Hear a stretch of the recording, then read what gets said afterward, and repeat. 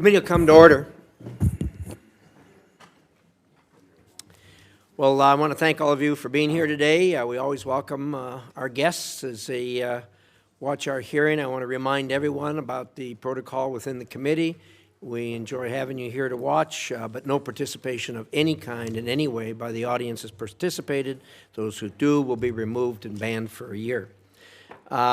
We have today to consider the nominations of the Honorable Christopher Lando to be Deputy Secretary of State, the Honorable Michael Rigas to be Deputy Secretary of State for Management and Resources, and the Honorable Matthew Whitaker to be the U.S. Permanent Representative to NATO.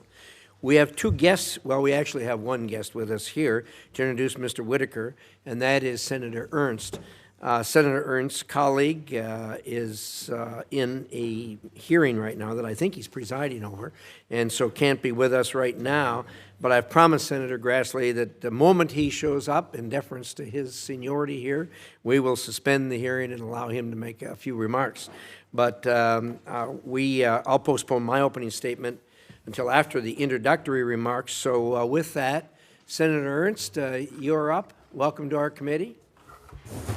There we go. Thank you, Chairman Risch and Ranking Member Shaheen, and good morning to my distinguished colleagues. It's an honor to be here today to introduce my friend and fellow Iowan, Matt Whitaker. And I would also like to extend my greetings to his friends and family that have joined us here today.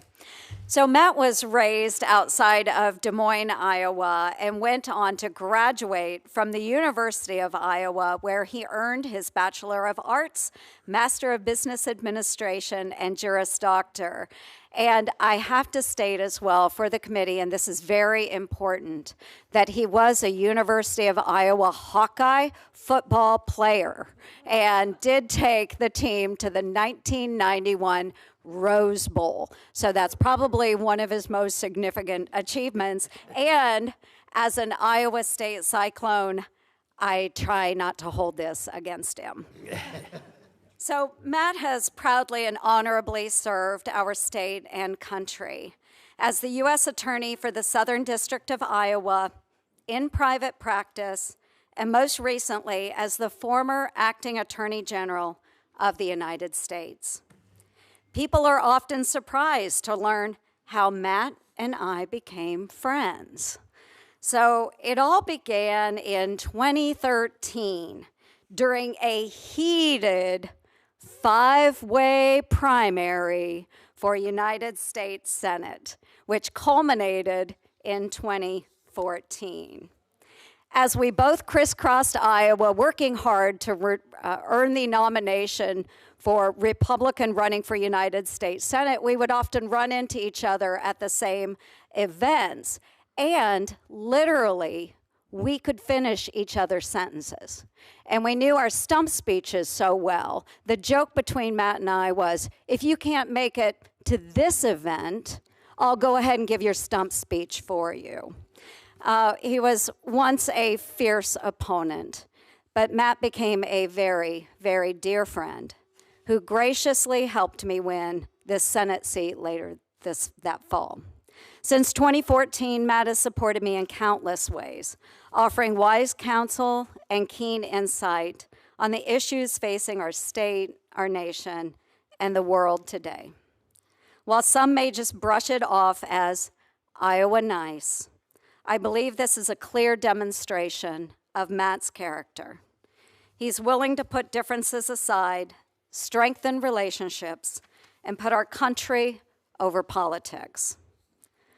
Colleagues, I've had the privilege to travel with many of you, to meet face-to-face with our NATO allies. Over the last few years, during those exchanges, a consistent theme has emerged: the need for American leadership, a willingness to speak hard truths and encourage our partners to step up. Matt's experience has prepared him for this aspect of the job.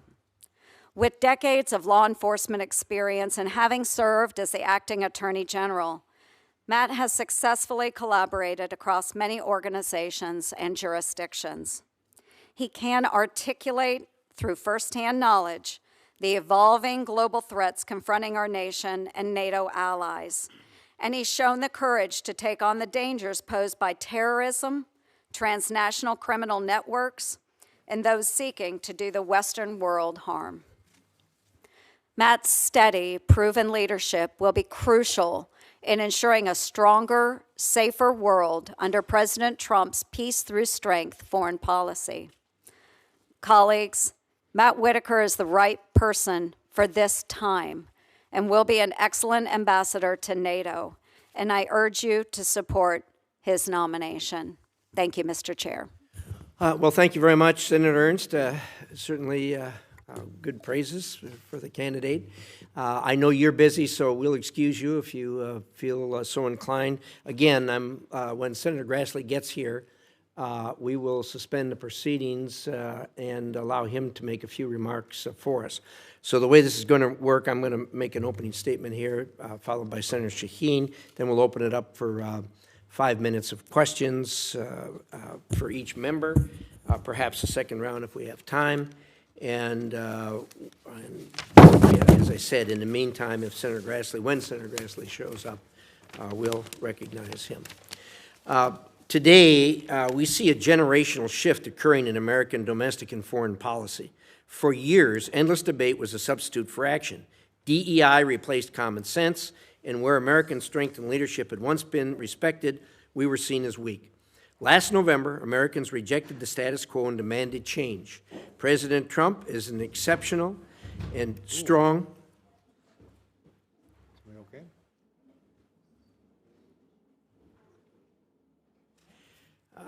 President Trump is an exceptional and strong but different leader, and U.S. foreign policy will reflect a new era that places the U.S. front and center.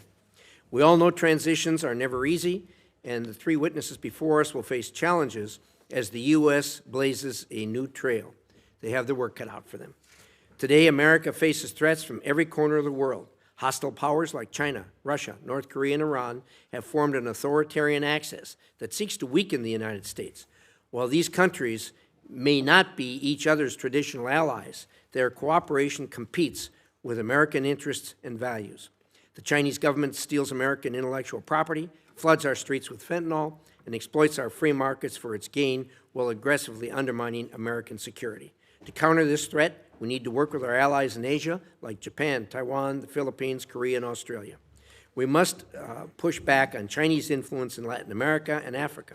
The State Department should re-energize its economic mission, supporting U.S. investment in partner countries to counter predatory investment from China. In the Middle East, the fall of Assad and the tremendous success of Israel's war against Hamas has turned the region on its head, and Iran's proxies network are in tatters. We face a once-in-a-lifetime opportunity to eject Iran's destabilizing presence from Lebanon, Syria, and Iraq. I hope the administration will build momentum to weaken Iran before even thinking about negotiations with that regime. And of course, as negotiations with Russia are ongoing, securing a peaceful and permanent resolution to the war in Ukraine is critical. Our first nominee, Mr. Lando, has been appointed to be this Deputy Secretary. He served as ambassador to Mexico and managed one of the largest embassies. He had to tackle challenges from the illegal immigration crisis and drugs flowing into our country to ensuring ag workers could still come to the United States during COVID. Mr. Lando, I look forward to hearing about your plans to protect America in these turbulent times. Our second witness, Mr. Rigas, has been nominated to be Deputy Secretary for Management and Resources. Mr. Rigas, you will be uniquely situated to guide the next generation of department personnel. The American people need a State Department staffed by our nation's best, all working to advance American interests and outcompete our adversaries.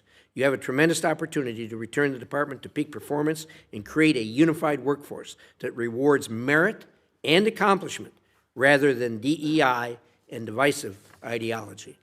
To effectively advance our national interest, I have said repeatedly that U.S. diplomats must get outside our embassies and engage with locals. In 2022, my Secure Embassy Construction Act became law, helping free our personnel to get out and do their jobs. Under the previous administration, the State Department did not fully implement this law. I hope under your leadership that this will be remedied. Finally, we have Mr. Whitaker, who has been nominated to be ambassador to NATO. Today, NATO remains more than ever relevant to the security of the United States and Europe. Unfortunately, many NATO members have taken it for granted for far too long. Our European allies left the heavy lifting to us and, by their own admission, did not pull their own weight in defense spending. In 2014, Russia invaded Ukraine for the first time, but Europe did nothing. After the invasion of 2022, European leaders acknowledged the threat and pledged to do more. But not all NATO allies started to make the necessary investments. Today, Europe, by itself, still lacks the capacity to field the necessary military force. U.S. taxpayers cannot continue to foot Europe's bill without dramatic investment from Europe. Europe now realizes that fact. Mr. Whitaker, as our next ambassador to NATO, you will be tasked with preserving the fidelity, commitment, and integrity of NATO and ensuring our allies rise to meet the challenges of an increasingly dangerous world. A tough job. At this year's summit in June, all NATO allies must commit to significantly higher level of defense spending in addition to increasing their production of defense material and recruiting. Most have embraced the necessity of that new reality given Russia's new aggression. Mr. Whitaker, I look forward to hearing from you and we'll work to, that you will work to ensure our allies shoulder their share of the burden and make NATO more effective. The days of endless discussion are over in U.S. foreign policy. This is where the rubber meets the road. Thank you to all of our witnesses for your willingness to serve in what will be some challenging times. Senator Shaheen, is it all right if we have Senator Grassley, our distinguished colleague from Iowa? I understand you have a few thoughts for us. Thank you very much to all the members of this distinguished committee. I'm here to introduce a friend and a fellow Iowan. This is Matt Whitaker, and he's nominated to serve our next U.S. ambassador to NATO. And we also welcome his family here this morning. Now, in Iowa, Matt is widely known for reasons I'll give you, but he's also well known here in Washington for his service during the first Trump administration, in which he served a long period of time, but most importantly as acting Attorney General. Prior to that, while serving as Chief of Staff of the Department of Justice, Matt traveled around the globe meeting with world leaders on law enforcement matters, notably with Chinese officials to discuss fentanyl production. During the George W. Bush administration, Matt served our home state as U.S. Attorney for the Southern District, and that was from the years 2004 to 2009. His years of public service in the legal and criminal justice areas demonstrate an unwavering commitment to our country and to the rule of law. Now, back home in Iowa, Matt is known for his outstanding achievements at Kinnick Stadium, home of the Iowa Hawkeyes, because on the football field, Matt cultivated a no-nonsense work ethic and commitment to teamwork that underscores our nation's motto, E pluribus unum, out of many is one. And he never lets you forget about his support for the Hawkeyes. He never forgets about his support for the University of Iowa, and it's hard for me to get him to admit there's even a University of Northern Iowa. Matt then brings that rallying cry to bear no matter where he goes, as an athlete, as a U.S. attorney, or to the very top rung of our nation's law enforcement ladder. So I'm proud to sit here shoulder to shoulder with a true friend this morning, with the distinguished alumnus of the University of Iowa, where Matt earned his undergraduate, his MBA, and his law degrees. To my colleagues on the Senate Foreign Relations Committee, I want to say thank you for allowing me to introduce an outstanding Iowan for this very important nomination.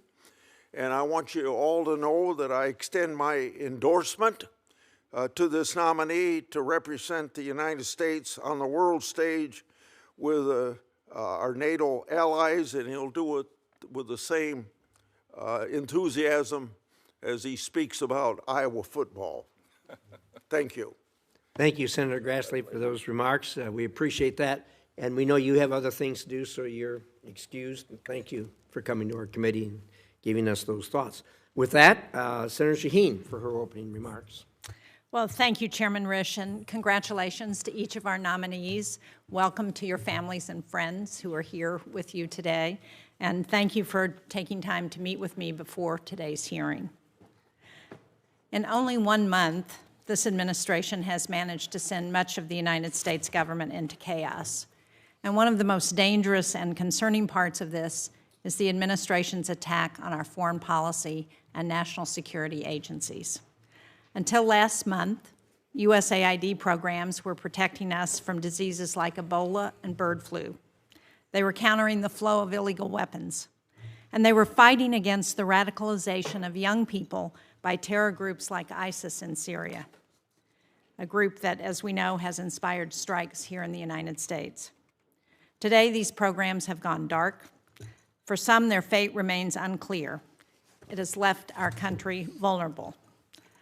Now, I've always supported government reform. I did that as governor of New Hampshire, and I'm all for making sure that our tax dollars go to the right place. But I don't think this is what this is. This is a wrecking ball. It is unilateral disarmament, and our adversaries are thrilled.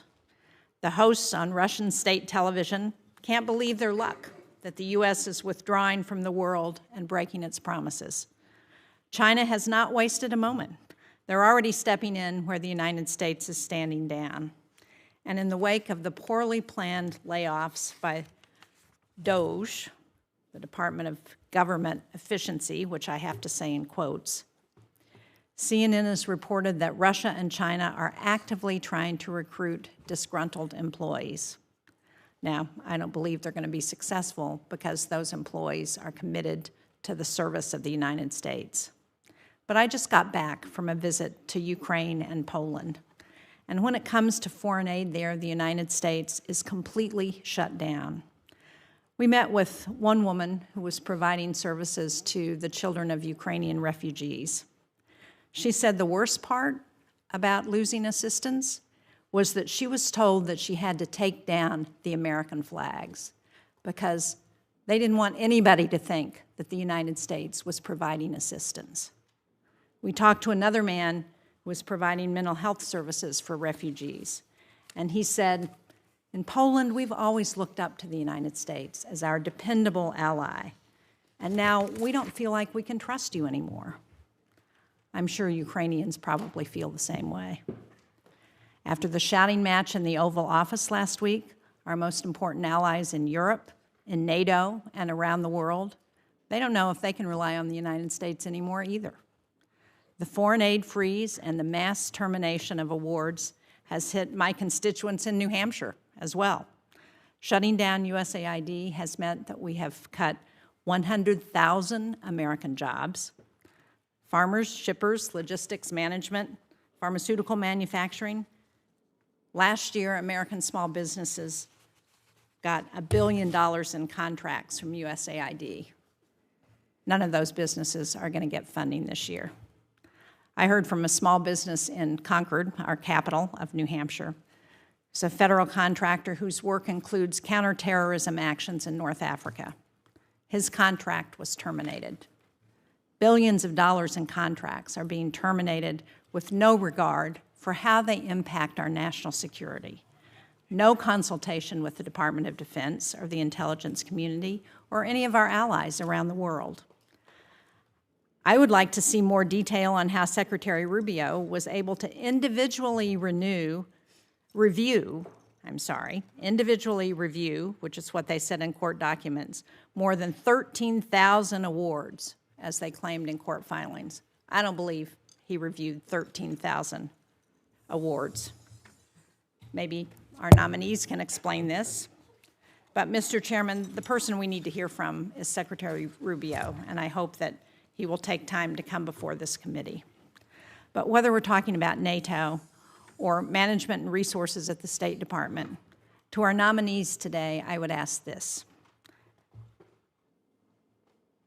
Do you believe that withdrawing from regions that need us the most, that ending our engagement in crisis zones, that taking one of our best soft power tools off the table, does that make America safer?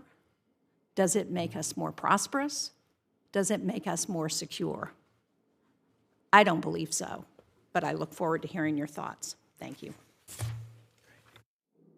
Very much, Senator Shaheen. We'll now hear from our nominees.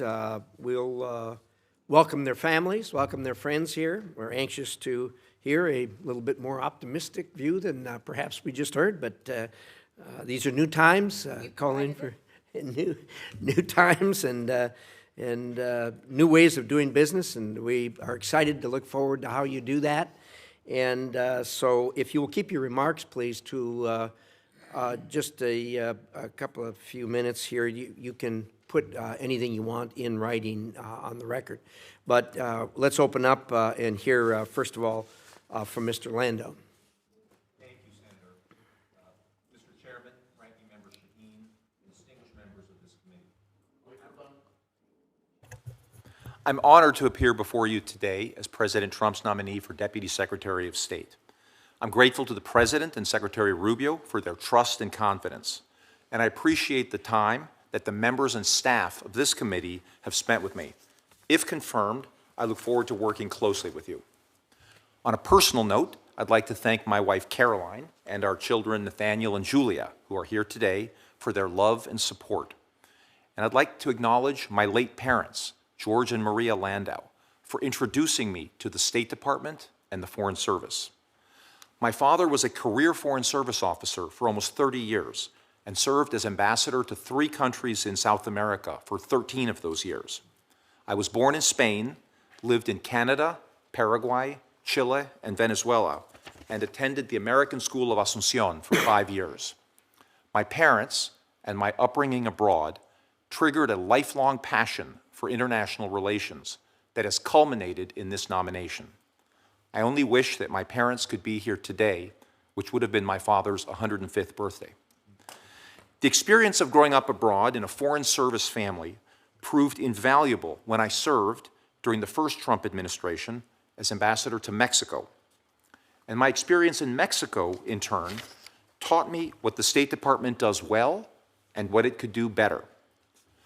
One of the department's biggest assets is a worldwide network of foreign missions and the people who staff them.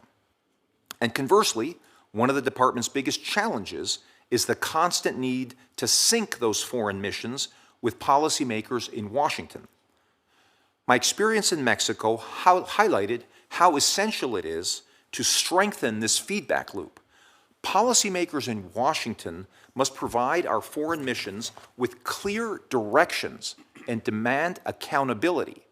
And in return, our foreign missions must relay relevant and useful information back to policymakers in Washington. The State Department's political leadership must be able to articulate the President's foreign policy to our embassies, foreign audiences, and the American people, and must demand and deliver concrete results.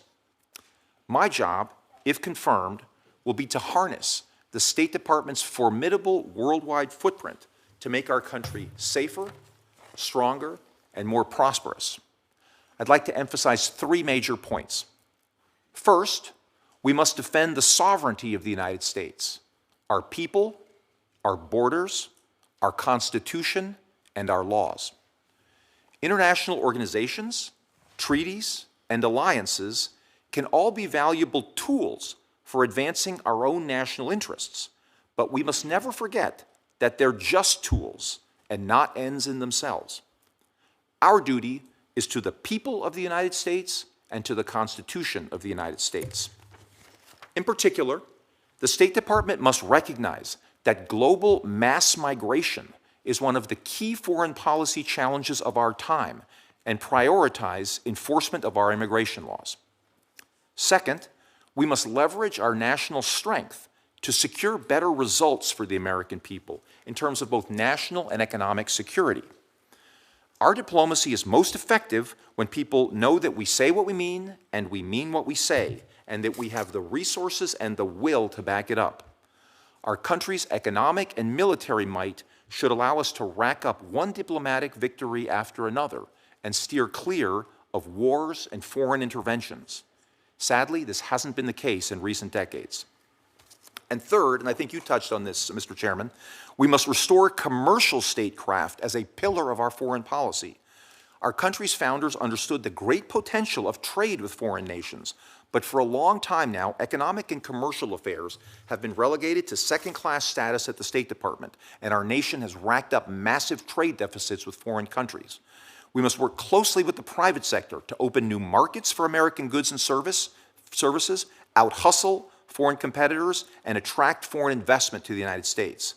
We also must ensure that our trade and commercial relations are fair and that other countries don't take advantage of our markets without affording us reciprocal access to theirs. These are just a few of the key areas on which I hope to work and focus if confirmed. Again, I appreciate the opportunity to appear before you here today, and I look forward to your questions. Thank you. Well, thank you, Mr. Lando. It's great to hear somebody who's been out on the front lines and is now going to mesh that with the management at the State Department. You certainly have a background that qualifies you for that. Mr. Rigas, the floor is yours for 5 minutes. Thank you, Mr. Chairman, Ranking Member Shaheen, and members of the committee for the opportunity to appear before you today. It's an honor to be nominated to be Deputy Secretary of State for Management and Resources, and I would like to thank President Trump for the opportunity to serve. I'd also like to thank my wife, Laura, my parents, John and Zoe Rigas, my siblings, and other family and friends who are here with me today for their support. And I want to recognize my daughter, Mary Elizabeth, who is at her first confirmation hearing today, and my nephew, Dino, who is at his second. It's from my parents that my siblings and I were taught the importance of public service as a way to give back to this great country to which they immigrated. My father spent over 25 years as a public school teacher, and among the 7 children in our family, 5 are in public service today. I would also like to thank the members of the committee and the committee staff who took time to meet with me during this process. I look forward to working with each of you, if confirmed, to address the challenges and opportunities before the State Department today. I would also like to thank the staff of the State Department for their support during this process. The role to which I've been nominated has enormous responsibility over how the State Department is managed and how its resources are deployed. I hope to bring my over 30 years of management and leadership experience to bear on the challenges facing the department. I believe my experience in the private sector, as well as my prior service at the General Services Administration, the Office of Personnel Management, and the Office of Management and Budget have prepared me for this role. If confirmed, I look forward to the opportunity to help President Trump, Secretary Rubio, and the dedicated career civil and foreign service officers at the State Department carry out the President's bold vision for an America First foreign policy. Our country faces a number of challenges around the world today, and if confirmed, I will work to ensure the State Department is able to meet those challenges.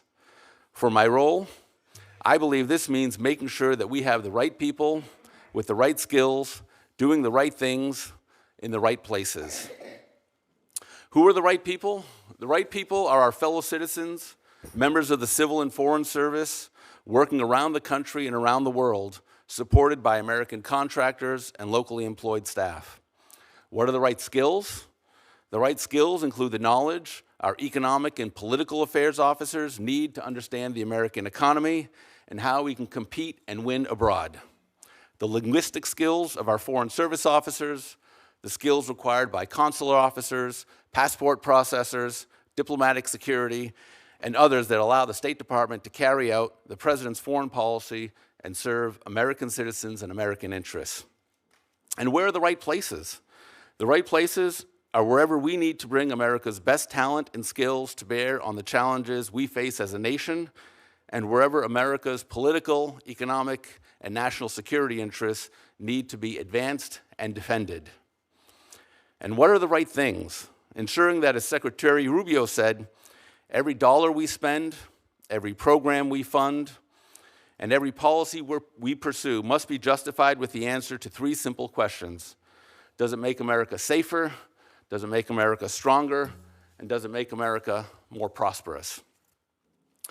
Every day I will work to ensure that we are good stewards of the resources you entrust to the Department of State as we meet the high standards set by the President and the Secretary. I also want to emphasize that reducing waste, fraud, and abuse will be a key area of focus for me. I know that every dollar we spend and every program we fund comes from the labor of a tax-paying American family. Every $100 we spend could have been a gift for a family's college fund. Every $1,000 we spend could have been the car repairs a family needs for their daily commute. And every $10,000 we spend could have been a family's down payment on their first home. In each of my previous professional leadership roles, I believe I left those organizations in a better position than I found them. And I hope to make a positive and meaningful impact here in my role at the State Department.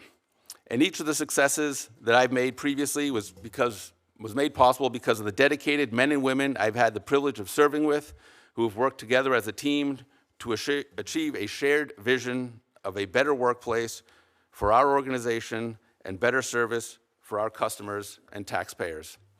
It would be an honor to serve at the State Department if confirmed, and I want to thank the committee for considering my nomination, and I look forward to answering any questions you may have. Thank you. Thank you very much, Mr. Rigas. Again, it's good to see someone come up through the ranks and know what they're taking a hold of over there at the State Department. It's a big job, no question about it. Mr. Whitaker. Thank you, Mr. Chairman. First, I'd like to thank my friends Chuck Grassley and Joni Ernst, both senators from Iowa. As an Iowan, it's very hard. Much like picking your favorite child, picking your favorite senator is very hard with having those two superstars. And I'd like to thank my friends and family for joining me here today. Chairman Risch, Ranking Member Shaheen, and distinguished members of the committee, thank you for the opportunity to be here today. I'm honored to appear before you as President Trump's nominee to serve as the United States Ambassador to NATO. I am grateful to President Trump for his confidence and to this committee for its consideration. If confirmed, I will work tirelessly to strengthen the alliance, ensure the security of the American people, and uphold our nation's role as the beacon of freedom and liberty. It has been an honor of a lifetime to have served in 2 administrations. Throughout my career, I have overseen critical issues related to national security, law enforcement, and the protection of U.S. interests, both domestically and abroad. My experience managing the Department of Justice has equipped me well to navigate the complexities of NATO. As a former college football player at the University of Iowa, I understand that for a team to be strong, for NATO to be strong and successful, every player on the field, all 32 allies, must be strong. President Trump has been clear. The United States remains committed to NATO and to the principle of peace through strength. That principle has guided NATO's founding and remains vital today as ever. During President Trump's first term, America was strong, and our strength sent a message to the rest of the world. Peace prevailed with no new conflicts. ISIS was decimated. Soleimani was brought to final justice. The groundbreaking Abraham Accords were signed, and America was safe and powerful. I stand firm with President Trump in promoting peace abroad and security and prosperity at home. Strength deters aggression, and history has taught us that when America leads, the world is safer. I believe that a robust NATO can continue to serve as a bedrock of peace and prosperity, but its vitality rests on every ally doing their fair share. By growing our economies and investing in our common defense, the free world will thrive and reach new heights of achievement. Under President Trump's leadership, NATO will be stronger and more effective than ever before. It is important to remember what George Washington said in his first annual address to Congress. To be prepared for war is one of the most effectual means of preserving peace. In the spirit of President Washington's wise counsel, we must also recognize that true leadership demands fairness, accountability, and shared sacrifice among nations. Leadership is not charity. The American people have carried the burden of global security for too long. For decades, U.S. taxpayers have funded the lion's share of NATO's defense, while too many of our allies have failed to meet even their most basic obligations. Europe can no longer ask a hardworking welder from my home state of Iowa to pay more in taxes to bolster Europe's defense, while the products he makes are subject to unfair trade practices. President Trump has been clear on this issue. NATO allies must meet their obligations. The United States will no longer subsidize nations that refuse to pay their fair share. That is why, if confirmed, I will work to advance a policy of peace through strength by ensuring that all NATO members meet a minimum defense spending level of 5%, thereby ensuring NATO is the most successful military alliance in history. This is not just an American mandate, it is a necessity for the survival of the alliance. Russia and Ukraine are at war. China is expanding its military influence. Rogue states like Iran and North Korea continue to destabilize global security, and terrorist organizations remain intent on striking the West. The threats are real, and they will not wait for bureaucratic debates or half measures. That is why our NATO allies must first commit to spending at least 5% of their GDP on defense, with no exceptions, no excuses. Prioritize modernization and interoperability, because outdated forces and strategies cannot deter modern threats. Expand their contributions to NATO, missions and readiness, and finally prepare for hybrid threats and asymmetrical warfare. I want to recognize and express my gratitude to those allies that are doing everything that is asked of them. Your contributions have not gone unnoticed. Our mission is not to just deter, but to defeat those who seek to do us harm. That means reinforcing our military capabilities and ensuring that NATO remains the premier force for stability in the region. But strength is not only in our military power, it is in our resolve, the spirit of this alliance, the spirit of America. We stand at a crossroads. We can either commit to a NATO that is strong, capable, and prepared, or we allow hesitation and inaction to embolden our adversaries. I know which path I choose. Let's remember what Reagan said at NATO's 35th anniversary. Throughout its history, the NATO alliance has been challenged by the military power and political ambitions of its adversaries. Yet in every decade, the nations of the alliance have consistently pulled together to maintain peace through their collective strength and determination. Peace is secured through strength in steadfast partnership with those willing to defend it. Thank you, and I look forward to your questions. Thank you. Thanks much, Mr. Whitaker. We're now going to do a round of questions, 5 minutes to each, allotted 5 minutes to each of the members of the committee, and I'm going to start. And I want to start, Mr. Lando, with you. And I am assuming that you agree on the importance of our alliances in Asia to push back against China, and the fact that that's going to be really important as we proceed through this 21st century with the ascendance of China. Could you give us your thoughts on that, please? 100%, Senator. Thank you for that question. And I think you've put your finger on the key geopolitical challenge of our times for our country, which is the rise, as we've all experienced over the last 30 years, of the People's Republic of China, both economically and militarily, to now be our nation's foremost strategic competitor, really all around the world. I think there was a reference in one of the statements to they're not only in their region, but they're also in Africa, in Latin America. And I think this is the biggest overall challenge to our nation's role in the world today. And I think you've also, correctly identified one of the key tools that we have to counter it. We are not alone. There's particularly the folks in China's neighborhood who have at least as strong an interest in countering China's rise and working very closely with us. We have a number of organizations there. Obviously, Japan is a very close ally of ours. Korea, the Republic of Korea, the ASEAN nations. We have the Quad with India, Australia, and Japan. So I think you have correctly identified that in trying to counter China's rise, we should work with all these nations in the region. Again, some of the ASEAN nations, the Philippines, Vietnam, they're really there on the front lines. And so I think we need to work very closely. But we also need to, muster our economic forces around the world and really unleash our private sector. I think for too long, honestly, and I alluded to this in my statement, the United States has not realized the importance of economics in foreign policy and commercial practices. And frankly, China has been engaged in some degree of coercive investment in certain countries. We've seen that in Sri Lanka and other parts of the world. But frankly, in other parts of the world, they're out hustling us. Our private sector is not there on the ground coordinated with the U.S. government. And if I'm confirmed, I would love to work with the private sector. When I was in Mexico, the Chinese ambassador could go to a state and he could basically promise investment because they have state-owned companies. If I were to go to a state and they would talk to me about their investment needs and their resources, I have to go to the private sector then. I can't tell them what we're going to do.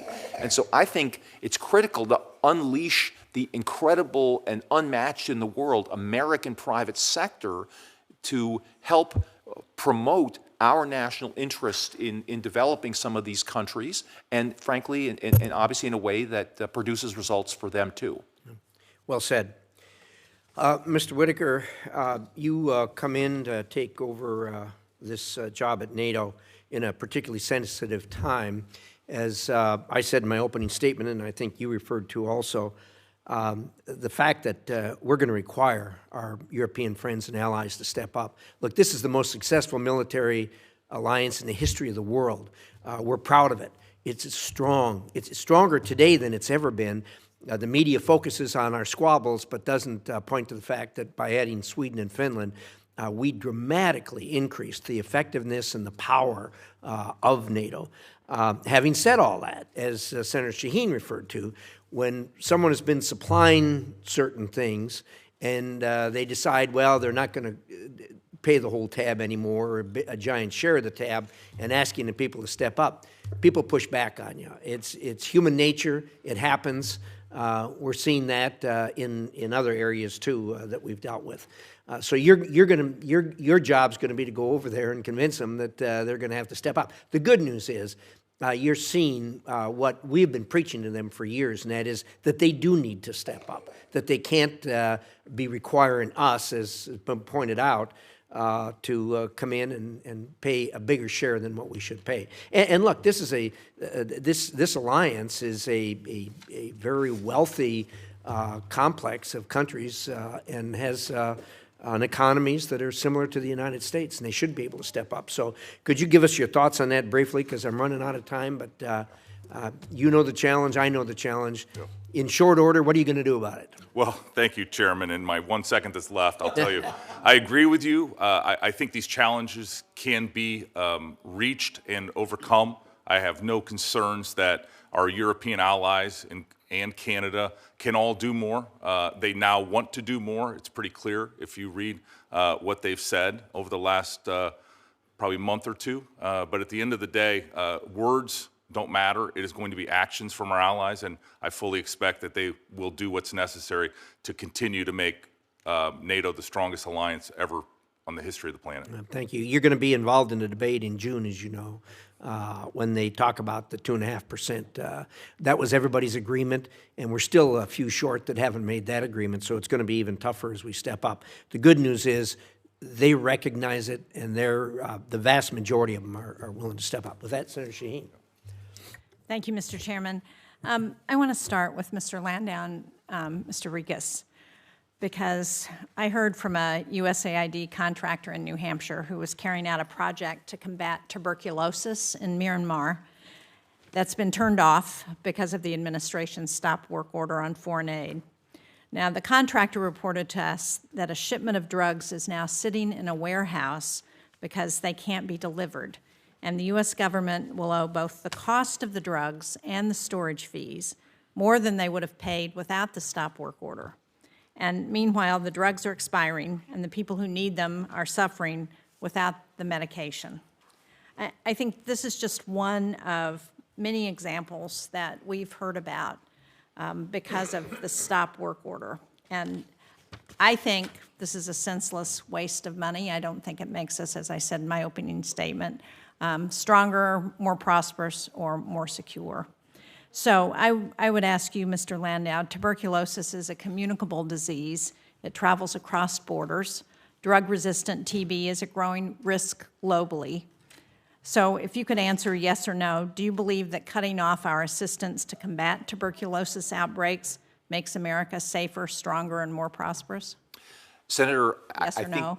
think just yes to give or no? you, again, yes or no? I think I have to give some context to the answer. I know the context. Well, but I want to know, do you think this is a good position for the United States to take to stop foreign aid without any question about what the consequences will be on tuberculosis and the threat that it poses across borders, including in the United States? Senator, I have before me Senator Rubio's waiver, which here on its face says all life-saving medicine, medical services, food, shelter, and substance assistance has been subject to a waiver to the 90-day freeze. And I am pleased about those waivers, but the reality is the funding has not been turned back on.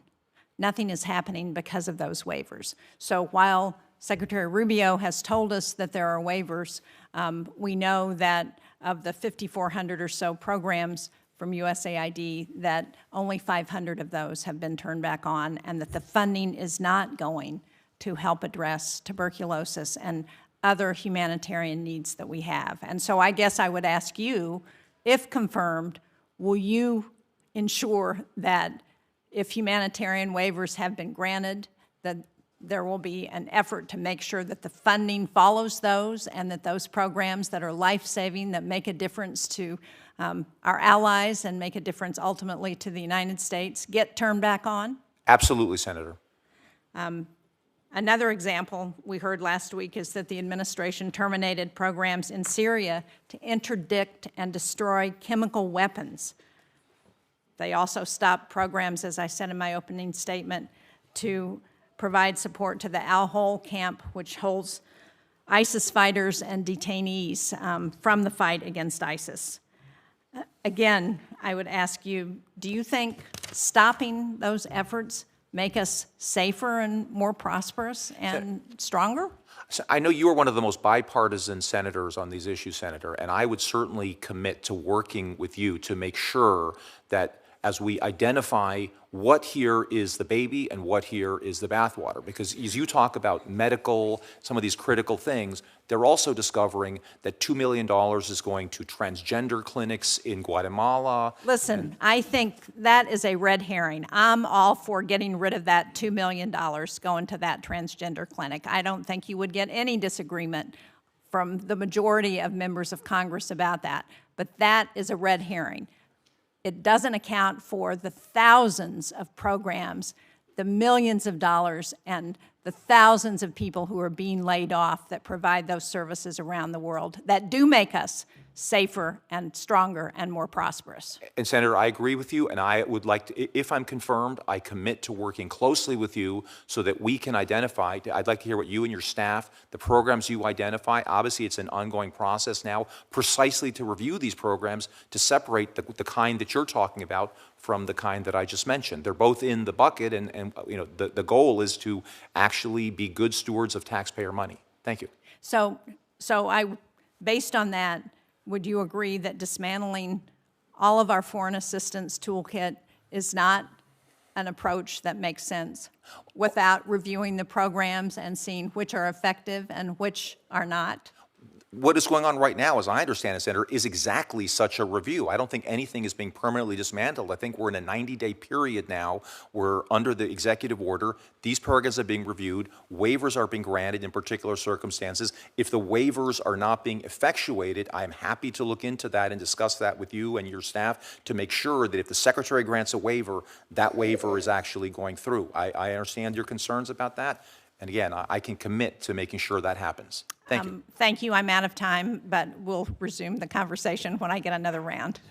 Thank you, Senator Shaheen. And I think what Senator Shaheen brings to the forefront is things that all of us in Congress have heard, and that is that there's all of these programs out there, and they're being looked at right now, and it is a daunting task. I sat with Secretary Rubio, and we looked at that list, and I mean, it's thousands of programs. And in there, we know there's stuff, just as Senator Shaheen indicated, that's absolutely critical to the national security of the United States, and there's other things in there that ought not be in there. And for years, this has really gone unchallenged. We're supposed to be oversight, but the oversight of those billions, hundreds of billions of dollars, and the thousands of programs is really daunting. So you have a task in front of you. I'm sure Senator Shaheen will hold you to the commitment that you've made, that you want to find those ones that are good for America and save them. With that, Senator Rigas.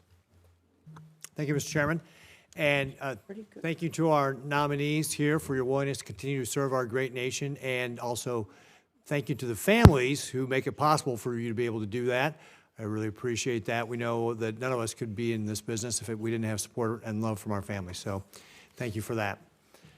On Wednesday, Xi Jinping's top advisor overseeing Taiwan affairs, Wang Huning, urged Communist China to shape, this is a quote, to shape the inevitable reunification of the motherland, end quote. The next day, a defense ministry spokesman warned Taiwan, quote, we will come and get you sooner or later. This heightened rhetoric has been backed by increasingly aggressive actions on the part of Communist China. Last week, a Chinese crude cargo ship, I should say, severed an undersea cable that connected Taiwan to some of its outlying islands, and the crew was detained by the Taiwanese authorities. Beijing then launched an unannounced live fire exercise just 40 nautical miles off Taiwan's coastline. Ambassador Landau, Xi Jinping has instructed his military to be ready to take Taiwan by force if necessary by the year 2027. Given Communist China's increased aggression toward Taiwan, if confirmed, what actions will you take to support Taiwan's self-defense? Thank you, Senator.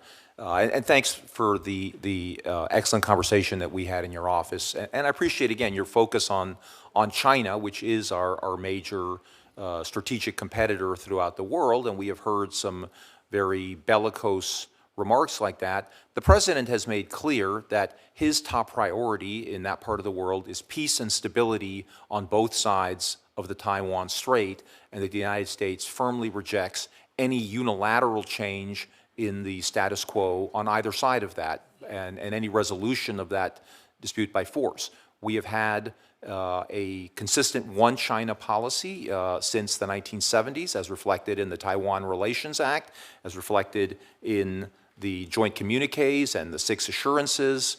And I think the best way, I think, to deter that, and Mr. Whitaker spoke to this a moment ago in the European context, but it's equally true in East Asia, is, as George Washington said, that the best way to deter war is to be strong. And the Chinese leadership respects strength.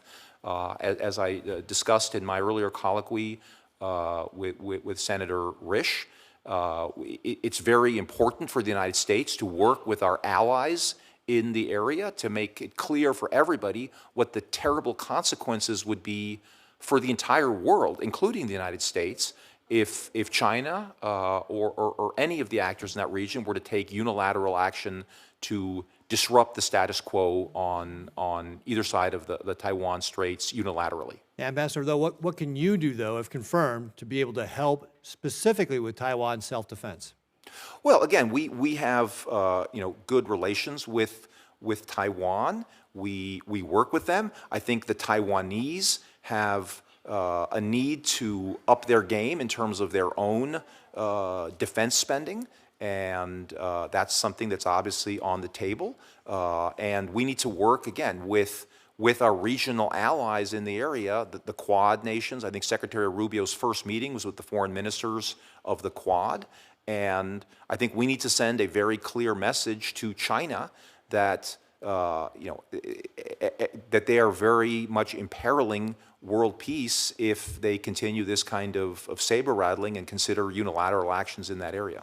How can the United States better respond to, or help Taiwan respond to, the escalatory military drills that Communist China is doing around Taiwan? What can we do better to try and get them to stop these drills, the gray zone activity, that sort of thing?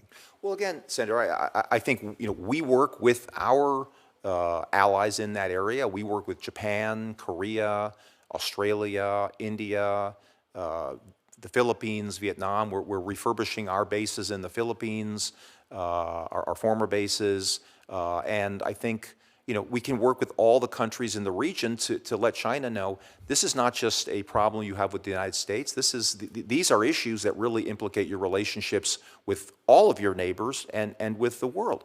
Let me just emphasize, though, the president emphasized the other day in a press conference that he wants good relations with China. We're not looking to enter into a war with China or implacable enmity with China.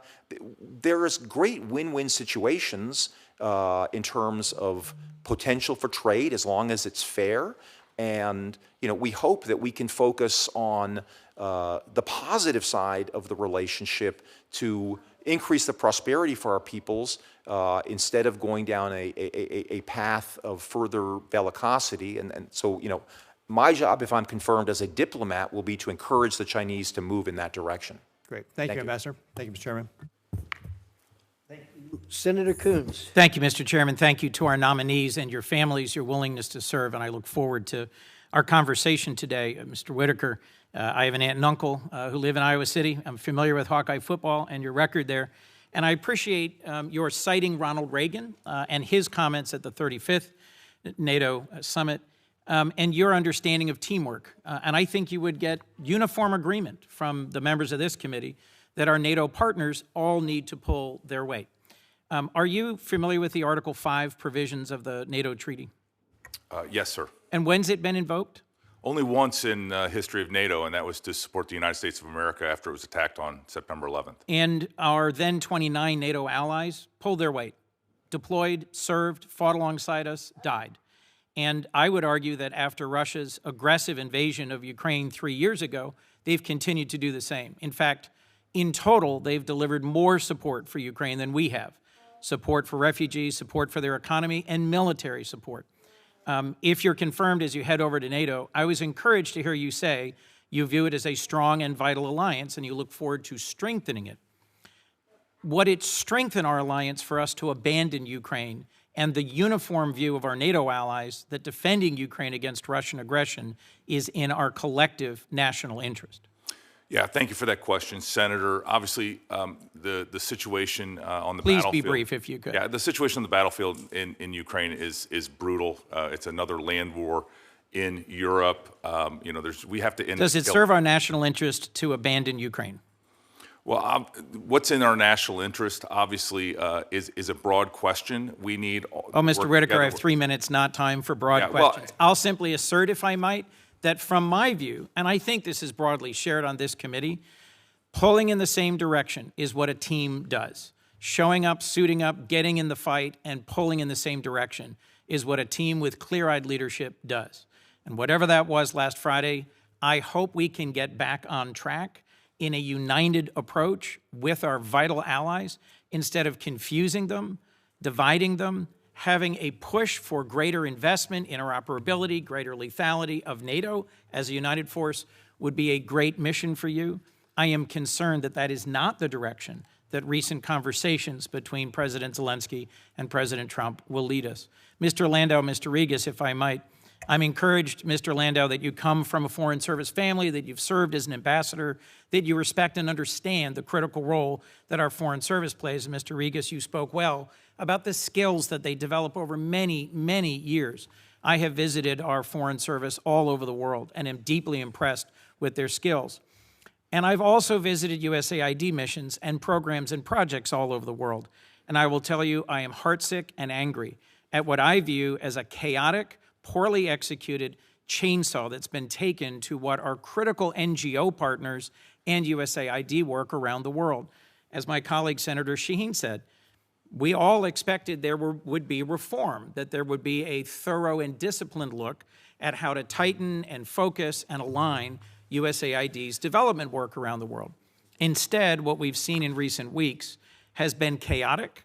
Thousands have been laid off. I have met over and over with NGO leaders who are saying that the whipsaw of stop work orders, waivers, and then the failure to turn the money back on across exactly those programs that were proclaimed as critical life-saving humanitarian programs has resulted in household name NGOs, Samaritan's Purse, Catholic Relief Services, Save the Children, CARE, laying off thousands, shutting down programs all over the world. If confirmed, will you commit to sharing with us the process you used to get to where this is, whether or not these waivers have ever been respected, and to work with us to make sure we do not abandon this critical tool of U.S. foreign policy in the face of Chinese aggression around the world? Senator, this committee plays a very important role in helping fashion the foreign policy of the United States, of which these programs are a part. And so I certainly do commit to you, as I committed to the ranking member, to discussing. I would love to hear, A, what programs you all think are the most important and that you see have the most effect on, in terms of the constituents you know and the broader effect. And second, making sure, to the point you just raised, Senator, that the implementation is done appropriately. If there's a waiver granted, to make sure that that money is actually flowing again. I have not heard of a single example of a waiver being granted and the funding being turned back on, which is utterly unsurprising, given that all the critical staff who facilitate payments and funding transfers have been laid off, furloughed, or sidelined. So we have literally just unilaterally disarmed one of the most vital tools in that work to deliver peace through strength in the face of Chinese aggression. I'm glad that Senator Risch recognized, as we all do, that China is expanding its influence in Latin America, in the Caribbean, in Africa, in Southeast Asia. And we have confused our partners, we have encouraged our adversaries, and abandoning exactly those Americans who have spent decades overseas and then leaving that space, whether it's confronting human trafficking, working against terrorists, combating pandemics, or pushing back against Russia and China and their malign influence in the world. This was a horrible owned goal that I eagerly want to work with you to try and address, because frankly, tens of billions of dollars have been cut in the name of pursuing a few million of dollars here and there that, yes, we can all agree shouldn't have been spent the way they were spent. But if thousands have been laid off, programs in dozens and dozens of countries have been shut down, and we have abandoned a key tool of our success in the Cold War that presidents from Kennedy to Reagan recognized as critical tools in our toolbox, then we have made a profound error that is going to produce weakness through chaos, not peace through strength. Thank you.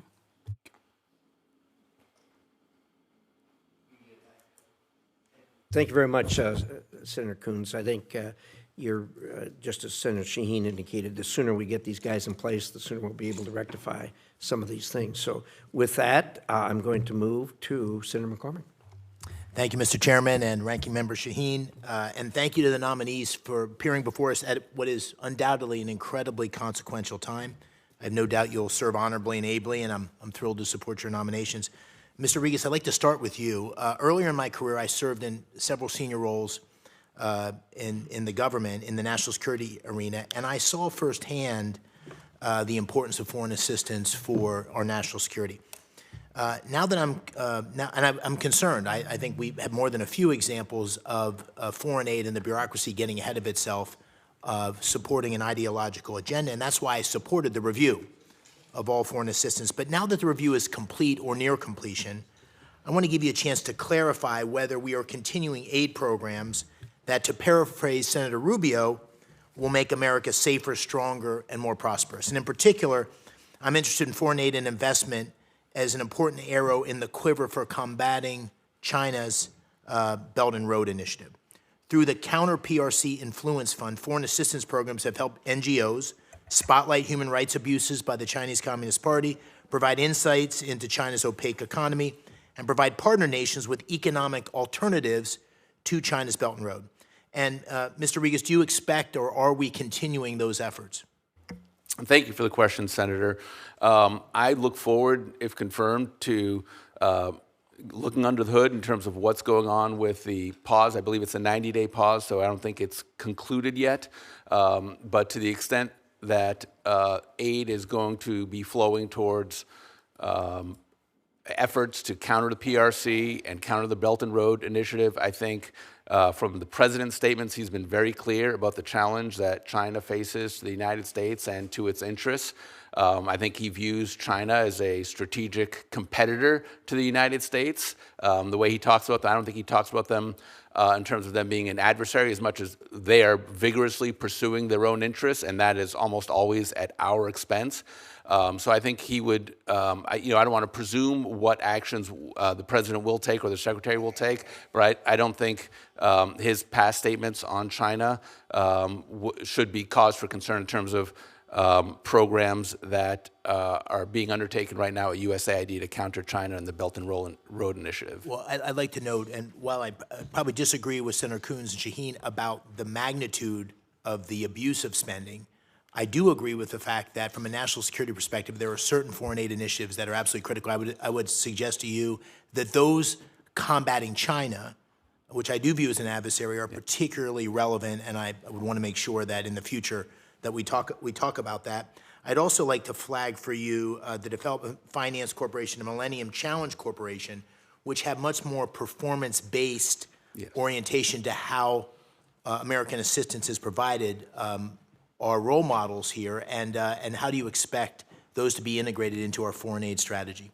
Thank you, Senator. That's a great question. As Secretary Rubio said, and I think it's been repeated a few times during the hearing here, that we should look at all of the programs and spending and aid that we are engaged in at the State Department through the prism of three questions. Does it make America stronger? Does it make America more prosperous? Does it make America safer? And I think having some kind of metrics applied to this spending, so we can look at not just the outputs, how many dollars are being spent, but what are the outcomes we're getting from all of these programs. And so I would welcome the opportunity to work with you and your staff on the programs at MCC and DFC, and indeed across the entire spectrum of state to make sure we're getting good outcomes. Very good, thank you. Mr. Whitaker, good to see you. I think you and I both agree that President Trump laid out a credible path to peace with Ukraine, with an economic arrangement, an agreement to, or a hope of stopping the fighting and creating a deterrent. We also both agreed that Europe stepping up in a much more significant way was key to restoring deterrence. How's that going to happen? How do you expect that to happen? You said in your testimony that you thought there's much more of an orientation towards more investment on the part of Europeans. How do you see that playing out? Well, obviously, if confirmed, that I'll be right in the middle of those conversations, and I appreciated the time we spent together last week. We've known each other for a long time, and it's good to see you today and last week. I think our Europeans, partners in NATO, understand the challenge. The question is, how fast can they rise to the challenge? And, I'm planning on, if confirmed, going there in the first 30 days, meeting with every single ally one-on-one and finding out what their path to the 5% is, and if they can't get there, understanding why they can't get there or why they're unwilling to. And those are the conversations that, again, with the confidence of the Senate, I'll be happy to go have with all of our important allies in Europe. Thank you, and I'll just end with the statement. I agree with Senator Coons that based on Article 5, the Europeans, NATO did step up after 9/11, but I also will note that despite decades of constant pressure from American presidents, including Democrats, NATO continues to underinvest relative to its very commitments. And so this is not open to discussion. They have failed to meet their obligations, and I hope you'll be able to convince them that it's in their interest to do so. Thank you. Thank you. Thank you very much. Senator Murphy. Thank you very much, Mr. Chairman. Mr. Landau, I deeply appreciate your service to this country and your willingness to come before this committee. But I'll be honest with you, I find it pretty offensive that you are trying to maintain that there is some good faith review happening at USAID when the representatives of the administration in charge of cost cutting have made it clear that the goal is to destroy USAID. Do you know what percentage of USAID employees have been fired or furloughed? Senator, I do not. I'm here as a private citizen. I'm a nominee, so I am not part of the administration at this point. But you don't have, do you have a ballpark guess? You're about to help lead America's diplomatic efforts. A ballpark guess as to how many USAID employees have been fired or furloughed? Again, Senator, I've just looked at the way the president has set this forth, that he has instituted a 90-day review period. You haven't read reports that you might be able to cite today? Well, I have seen some reports, again, in the press, but I want to be very careful before I start acting as if I know what is going on behind the scenes, but I'm not part of the administration yet. Obviously, if I'm confirmed, you can call me for oversight. But here's the problem. So the number is 94%. 94% of USAID staff have been fired or essentially permanently furloughed. And you stated to us that you believe this is a good faith 90-day review, and yet you actually don't know how many people have been fired or furloughed. How can you come to the conclusion that this is a good faith review when you actually don't know the extent of the terminations? Wouldn't it be relevant as to the question as whether it was a good faith review if 94% of the agency had already been terminated? Well, Senator, again, I think it's important to recognize what are the programs and how are these people that are being But fired how or do you come to furloughed. the conclusion that this is a good faith review if you don't even know what's happening?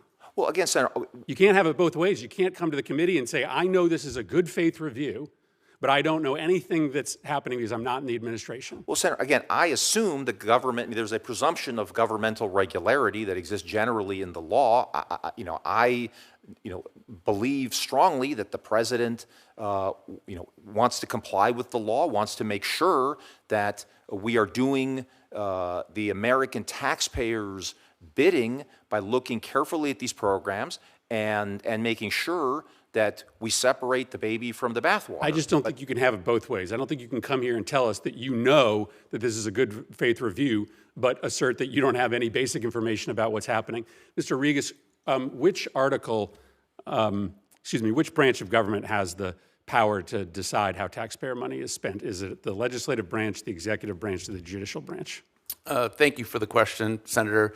My understanding, I don't need an explanation. Oh, Just which sure. one is it? Well, Congress has the power of the purse. The executive has the power to make sure the laws are faithfully implemented, and the courts arbitrate disputes between those two branches. So if Congress has authorized an agency or a department and has appropriated money with the caveat that the money shall be spent, does the administration have the obligation to spend that money in accordance with how Congress has appropriated the dollars?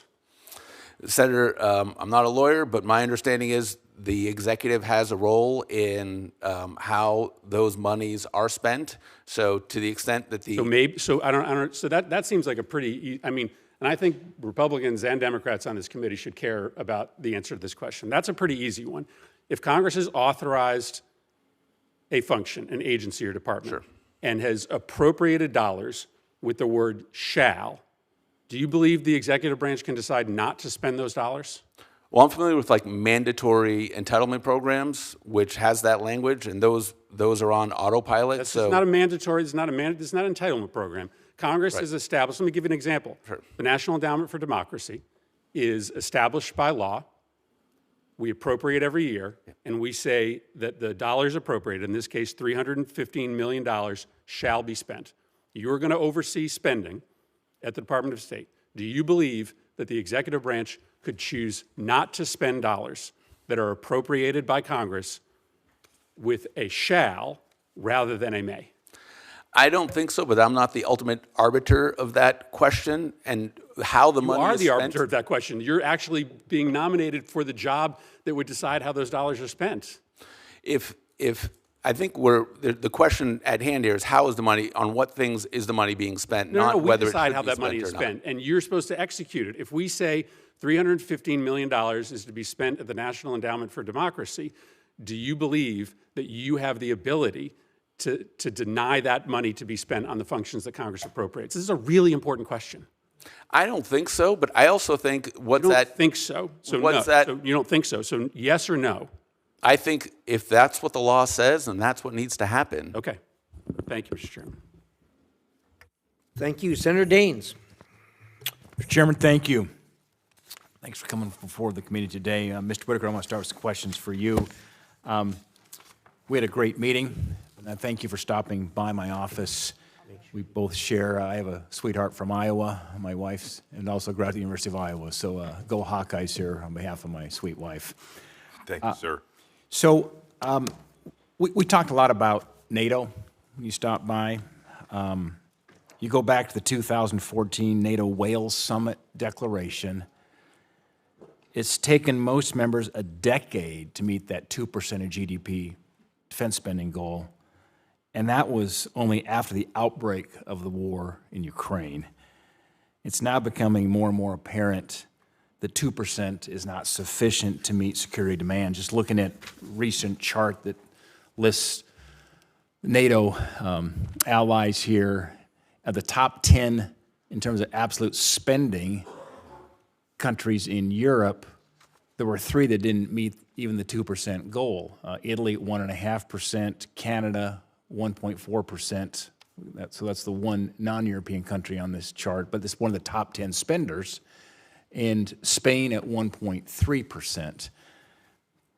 I think we both agree 2% is not enough. And yet they're not even meeting that in some cases, some of the larger countries in terms of spend for defense. You've stated support for this 5% spending requirement and taking a page out of Ronald Reagan's playbook of peace through strength.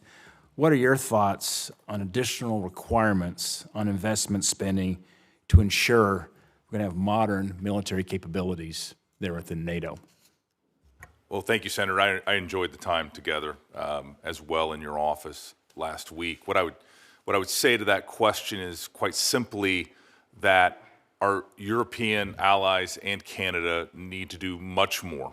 In the 10 years of underspending up until the outbreak of, in 2022, of the war in Ukraine, I think is really a weakness of the alliance. And I think now we're getting a lot of positive words from our NATO allies that they will spend dramatically more, that they finally understand this time. We also have some allies like Poland and some of our allies in the Baltics that have been, on message and are spending much more. And so we have to make sure that we don't group everybody in one, group and chastise them all, because there's many allies that are doing more, mostly because of their political location on the border of Russia. But at the same time, it's not just a matter of spending money, and we do need dramatic more spending. It is how that money is spent, making sure it goes to modernization, interoperability, to address the hybrid threats in cyber and space. We're seeing sea cables cut in the Baltic Sea. All of these issues NATO is on the forefront, and that alliance is built and should be equipped to address those threats and to be continue to be the most successful alliance ever conceived. And I will be happy to report back to you, Senator, and the committee on what I find as soon as I get over there and hear what our allies are saying, both publicly and, more importantly, privately, but most importantly, what they're actually doing. Mr. Whitaker, thank you. I want to shift gears to Mr. Landau. As you know, Iran's the world's leading sponsor of terror. The Islamic Republic uses revenues from oil exports to fund their network of proxies, as well as their ballistic missile and the nuclear enrichment programs.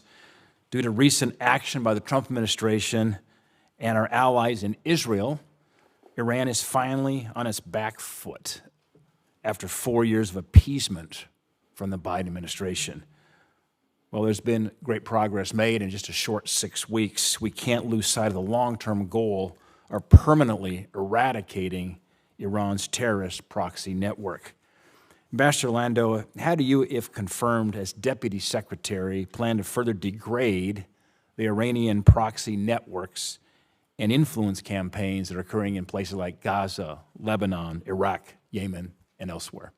Thank you for that question, Senator, and thank you again for our great meeting in your office. Just to cut to the chase there, I think the President and Secretary Rubio have articulated a policy of maximum pressure on Iran. This was a pressure that was pursued in the first Trump administration to great success. Iran was really back on its heels at that time. Unfortunately, that position was not followed in the subsequent administration, and we saw Iran get much more aggressive again.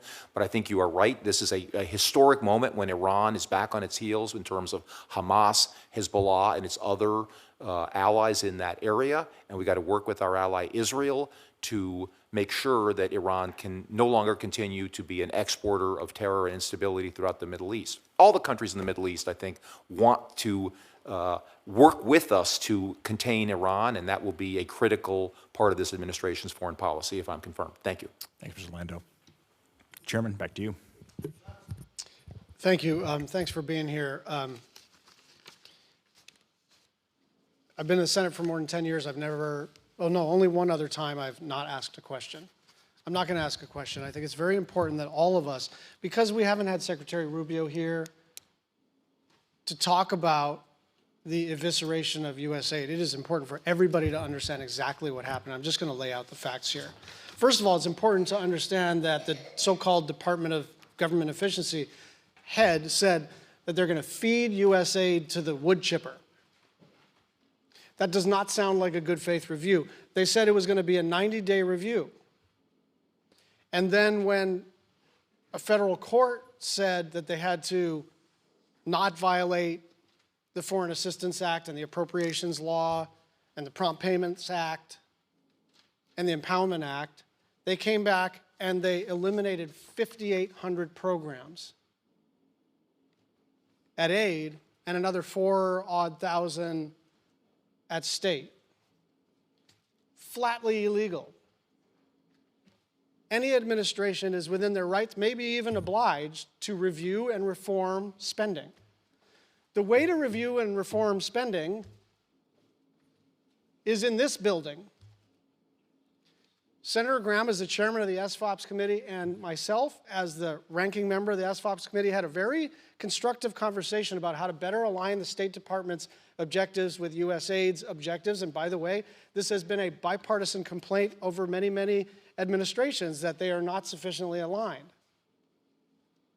And that we're not targeting economic assistance, foreign military financing, and humanitarian aid as precisely as we ought to, and maybe even that some of the NGOs and for-profits that deliver the aid ought to be held accountable, just like in the Defense Department, just like any other department, for reducing their overhead costs. I said, I'm in.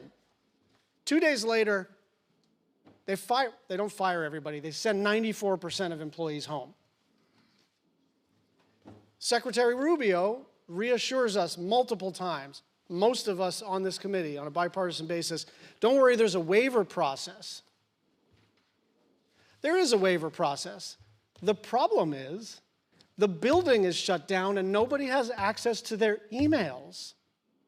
You cannot process a waiver for life-saving humanitarian aid with no personnel.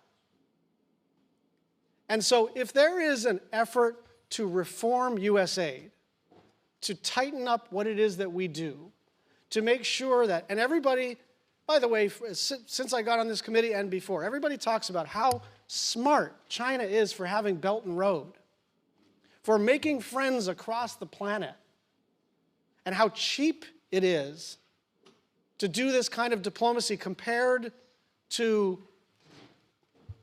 the Department of Defense. And we admire that, and we ponder it, and we say, we should do our own version of that. That's USAID. It's also parts of the State Department. And so I am all in for a 90-day review. But I just want everybody to understand what is happening now. A, what is happening is illegal. It is violating the Foreign Affairs Reform and Restructuring Act of 1998. It is violating the Empowerment Control Act, and it is violating annual appropriations bills. So first of all, it's illegal. Second of all, according to USAID's own internal memos, this closure will result in up to 18 million additional cases of malaria per year because of the United States' illegal decision to shutter this agency. I can't believe that this has taken on some sort of partisan vibe. Does the United States of America, under any president, support 18 million additional cases of malaria? Is that who we've become? Is that America first? We're going to disagree about a lot in the foreign policy space. But we should not disagree about abiding by the law.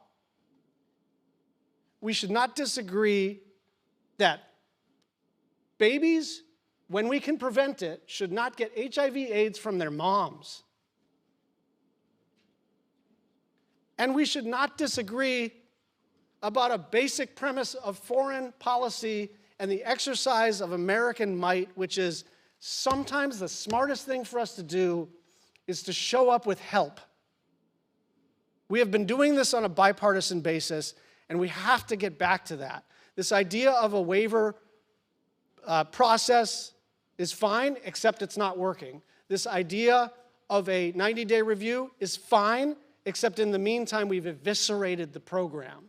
And so I understand none of you are in the government, but I am just hoping, I am praying, I am begging that we can get back to a bipartisan consensus that we don't cut off our nose to spite our face, and we are the good guys. We do not cause death on purpose. Senator Hagerty. Thank you, Chairman Rigas and Ranking Member Shaheen. I appreciate you holding this meeting for us. And I want to congratulate all of my friends here. All three of us served together in the last Trump administration. And I so admire the work that you did then, and I'm really looking forward to the work that you're going to do as we come into the next iteration of the administration. I'd like to start, Ambassador Landau, with you on a topic that's very specific. You understand it. Your background as our ambassador to Mexico. You get it. It's something that is deeply concerning to me. I think a number of my colleagues are aware of this, but perhaps a number aren't. And that is what's happening with the Mexican government and their unfair extra-legal campaigns to go in and confiscate the properties of U.S. companies. And you and I have talked specifically about the expropriation of Vulcan Materials, their quarries, their deepwater port, their properties in Mexico. Those aggregates that they mine there in the Gulf of Mexico are deeply critical to the infrastructure that we actually put in place in places like Florida, Louisiana, because there's not an aggregate source. The seam runs out, so to speak, before you get there. What the Mexican government has done is come in and taken this property from Vulcan Materials, an Alabama company, an American company. And they have a mine in Quintana Roo. They've got this deepwater port on the Yucatan Peninsula. And my fear is that that deepwater port is going to be for sale to the highest bidder if the Mexican government gets its hand on it. And I can tell you who that highest bidder will be. It'll be the CCP. Think about having a deepwater port that close, that proximate to the United States of America. I brought this seizure to the attention of the Biden administration. They did nothing to stop it. In fact, in the waning hours of the Biden administration, Ambassador Catherine Tai, the U.S. trade rep at the time, actually tried to go in and create some changes to the USMCA in a way that would quote, allow them to basically gut the claim that Vulcan Materials has and put Mexico on path to expropriate American properties throughout the nation. Senator Kaine and I subsequently led an effort to try to stop this plan to harm U.S. companies, and we eventually were able to get this taken care of. But it was a shocking to me that we as a nation, and certainly as a State Department, were willing to stand by and watch another nation expropriate the property of an American company. And Vulcan isn't the only one. That's just the one you and I have talked about more deeply. So Ambassador Landau, could I get your perspective on how U.S. companies abroad who are facing this type of illegitimate activity, whether it be in Mexico, Colombia, Honduras, how will you expect us to approach this? Absolutely, Senator, and thank you for that question, and thanks to you for your distinguished service as ambassador to Japan and what you have done in your present role as a senator to try to make the State Department a better place. I know you've sponsored very important legislation that I hope we have a chance to work with. Going to your specific question, when I served as ambassador, my number one job was to protect American interests in Mexico, where I was serving as ambassador. And so, you know, if an American company is being threatened or harassed by the local government, it seems to me all our ambassadors have to understand that that is not a favor they are doing the company by standing up for their interests. That is their job as the representatives of our country. We want to support Americans, whether they be businesses or individuals.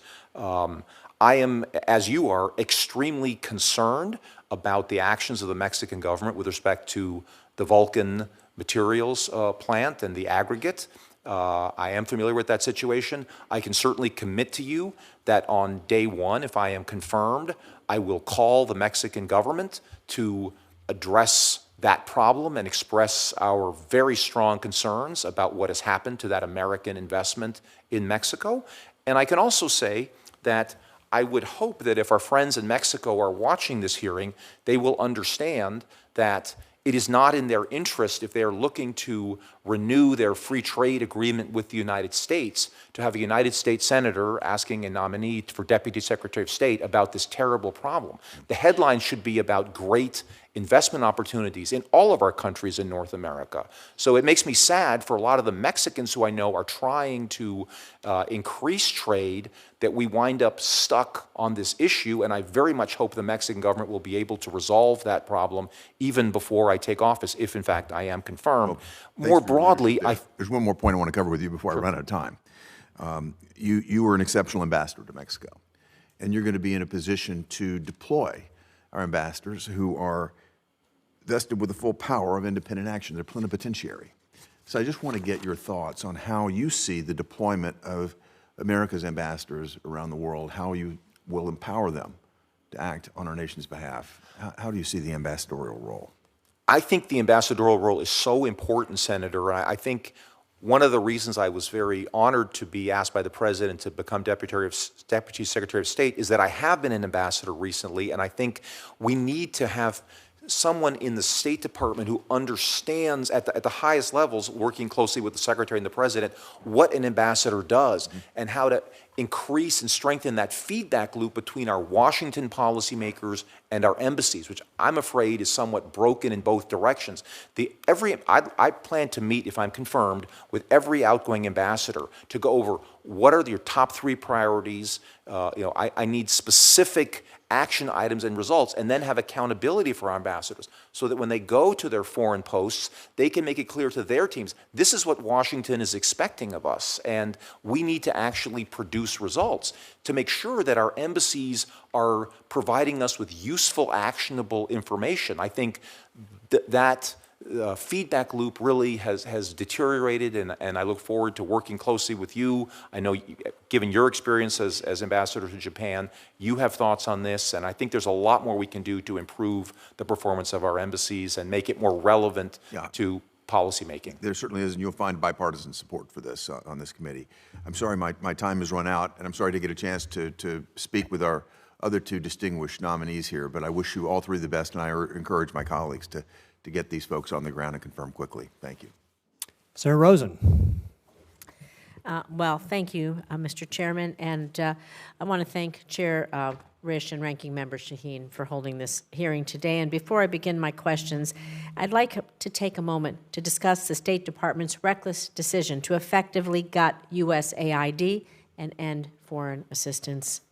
This will not only undermine our national security, harm our global standing, and lead to the deaths of innocent people around the world, but this negligence will also have an impact on my state of Nevada, which has benefited from nearly $40 million in USAID investments for global projects. I've also heard from constituents who have lost their jobs at USAID or soon expect to. So to my constituents, and to the USAID staffers out there, let me say this. We are grateful. I am grateful for your work. Did not deserve this, and we will not forget what has happened. On a different matter, having met with President Zelensky on Friday morning before the humiliating disaster in the Oval Office, I must also share my extreme frustration and immense embarrassment at President Trump and Vice President Vance's comments. Moreover, last night's decision to suspend military assistance to Ukraine is a betrayal of the highest magnitude. Putin's war against Ukraine is a threat to all democracies around this planet. You all know this to be true. This is why the U.S. must continue our support. I know many of my colleagues on the other side of the aisle agree. I urge them all to speak out. Today I'm going to speak a little bit more about women, peace, and security because thanks to Ranking Member Shaheen's leadership, the Women, Peace, and Security WPS Act was signed by President Trump in 2017. It requires the administration to promote the meaningful participation of women in all aspects of conflict prevention and resolution. WPS programs are not DEI. They are an effective way of increasing the odds of reaching and keeping peace in conflict settings. And so we know that when women are in the room, the outcomes are better because of it. So, Mr. Landau, it's my understanding that many, if not all, WPS programs have been terminated or been paused. You've been an ambassador?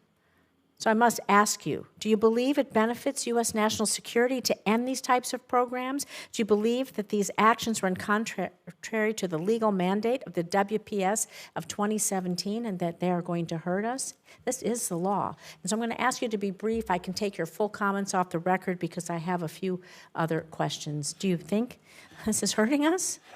Senator, I make two quick points. First, I think that my experience in life has always been that women add a very valuable perspective, and particularly on national security issues, and I'm pleased to see how many women are in the State Department. It is a massive change since my father's days 40 years ago, and I think that is a change for the good. With respect to your question about the law, obviously, you know, if I am confirmed, I will take an oath to support the Constitution and laws of the United States, and that is exactly what I intend to do. Thank you. Mr. Whitaker, I'm going to turn quickly to you because last summer the United States and NATO allies committed to an updated WPS policy, recognizing the importance of women's full, equal, and meaningful participation in national security decision-making. As a permanent representative to NATO, will you commit to upholding the WPS agenda and ensure full implementation of the WPS law? Well, Senator, thank you for the question. I appreciate our time together to talk about this, and this came up in our meeting, as you recall. The practical effect at NATO is for example, designing military equipment for the combatants, for the Ukrainians that are fighting this war, including many females, because of the manpower challenges that Ukraine has had. So certainly NATO has taken this in a practical and implemented it in that regard, and I will continue to work on that goal. Thank you. I'm going to move quickly on to democracy programming in Iran because the Iranian regime terrorizes the people of Iran. Its terrorist proxies attack and destabilize countries throughout the region, and we know throughout the world. It's why the U.S. has long supported programs in Iran that help Iranian people uncover corruption, expose terrorism, document human rights atrocities, and achieve internet freedom. These programs are now paused or terminated. It's a surprising move, but unsurprisingly, it's applauded by Iranian state media. So, Mr. Landau, do you think it makes our nation stronger, safer, and more prosperous for the U.S. to abandon Iranians working to expose the Iranian's regime of corruption and support for terrorism? Is doing this, is it in our best interest? Senator, I'd like to thank you for your leadership, particularly in that part of the world. I know on Israel and Iran issues, you've been a very strong and consistent voice. And with respect to that particular funding, I'm not familiar with those particular programs. If I am confirmed, I will certainly look into those programs, and I'd like to continue to discuss those with you, if I'm confirmed. Well, I would, my last moment before we turn it over, I would say, appreciate your commitment, but anything that the Iranian regime is applauding, that because we're stopped doing something, it's probably a good reason to restore it. Thank you. Senator Van Hollen. Thank you, Mr. Chairman. So we only get 5 minutes, and we have a lot to cover, so I am going to ask if you could keep your responses short. Elon Musk called AID a, quote, criminal enterprise, and he said we should put it through the wood chipper. Mr. Landau, do you agree with Elon Musk? Senator, I agree with the president who insisted or created a 90-day waiver. This is a simple question. Mr. Landau, I am asking you whether or not you agree with Elon Musk, who called AID a criminal enterprise and said we should put it through the wood chipper. Yes or no? This is a pretty simple question. Senator, I think USAID provides some valuable services to our country, as it has. We have to separate. Mr. Landau, do you know that the first claim that Elon Musk made about AID programs was a big lie? Did you see his claim that AID spent $50 million, the U.S. government spent $50 million on condoms in Gaza? Did you see that claim? So, I'm not familiar with that particular. That was the first, the new press person at the White House, that was the first piece of evidence she put out there about misspending the U.S. government. That was a lie, wasn't it? Senator, I respect your focus. Mr. Landau, I'm asking, this is my time to ask questions. If you don't want to answer them, you don't have to. But let me ask you this, pretty straightforward question. Do you think that Putin and Russia were the aggressors in Ukraine? Senator, at this point, there are peace negotiations taking place across the world. Okay, Mr. Landau, this is a yes or no. Were they the aggressor or were they not the aggressor? Senator, Ukraine invaded. Mr. Landau, let me try with Russia Whitaker. invaded Ukraine. Mr. Whitaker is going to be, if confirmed, our ambassador to NATO. Mr. Whitaker, was Russia and Putin, were they the aggressors in the war on Ukraine? Thank you, Senator. A couple quick thoughts on this. First of all, today I'm not here to assign labels, but I would say that J.D. Vance on Friday said that Russia invaded Ukraine. Okay, so you don't know if they're the aggressor because were you surprised, for example, that the United States sided with North Korea and Russia against Ukraine and our NATO allies at the UN and that president? Were you surprised at all? Yeah, Senator, I think everything needs to be put in the context as Ambassador Landau was trying to. Okay. It is all a part of the negotiation for peace. Okay, well, I think it's pretty clear to anybody with eyes to see that Russia and Putin were the aggressors in Ukraine. And it's very troubling that we can't get a straight yes or no answer here. Mr. Rigas, I heard your testimony. We all agree that we should get rid of any waste, fraud, and abuse. I would submit that if you're interested in getting rid of waste, fraud, and abuse in the U.S. government, you don't start by firing all the inspector generals whose job it is to be on the lookout for waste, fraud, and abuse. But we agree that we want people who can perform well in their jobs, right? Okay, I'm glad we can agree on that. And you would agree that it would be wrong to terminate somebody claiming that they were a poor performer when they were not. Would you agree with that? Yes. Okay. Are you aware of the fact that many of these probationary employees that are being fired, the notices they're getting claim poor performance, but in fact, they've had very glowing recent performance reviews. Are you aware of that fact? I've read accounts of that in the media, sir. Right. So but you would agree that it's a bad idea to claim someone's a poor performer when they're not? I think so, yeah. So let me ask you about Schedule F. You're familiar with Schedule F? Yes. Okay. So I'm worried about Schedule F being implemented at the State Department because, as you know, we currently have a system where, presidents, of course, are entitled to lots of, political positions. There are hundreds of them. But we also have a merit-based civil service system. And my question to you is this. Do you agree that it would be a bad idea to take positions at the State Department that are currently merit-based, where people get hired based on their experience and their knowledge, and convert those into political positions? Do you agree that that would be a bad idea? So thank you for the question, Senator. Are you referring to the new executive order the president signed, which was the policy schedule for career officials? And I'm talking about whether you agree it would be a bad idea to take merit-based positions at the State Department and convert them into political positions. Well, I think That the distinction between career and non-career officials, I think, is important.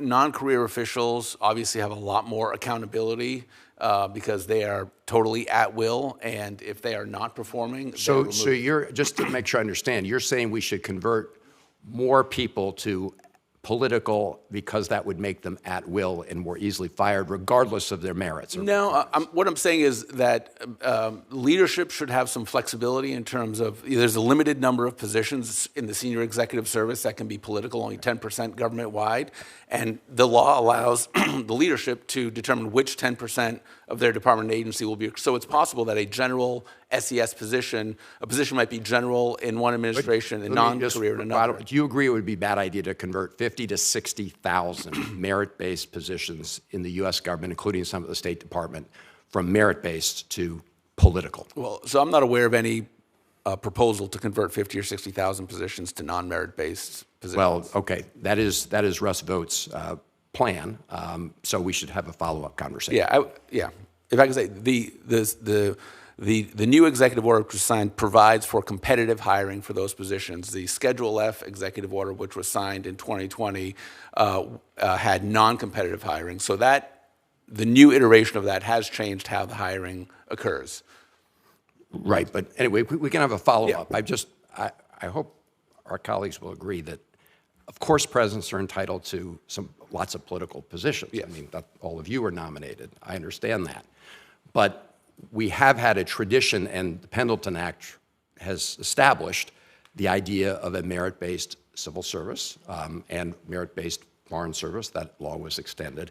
And so, I hope, Mr. Chairman, Senator Ricketts, that we will all agree that we should not begin converting merit-based civil service positions or merit-based foreign service positions based on knowledge and qualifications into political sort of payoffs. But I appreciate the time, and thank you. Senator Merkley. Thank you very much, Mr. Chairman.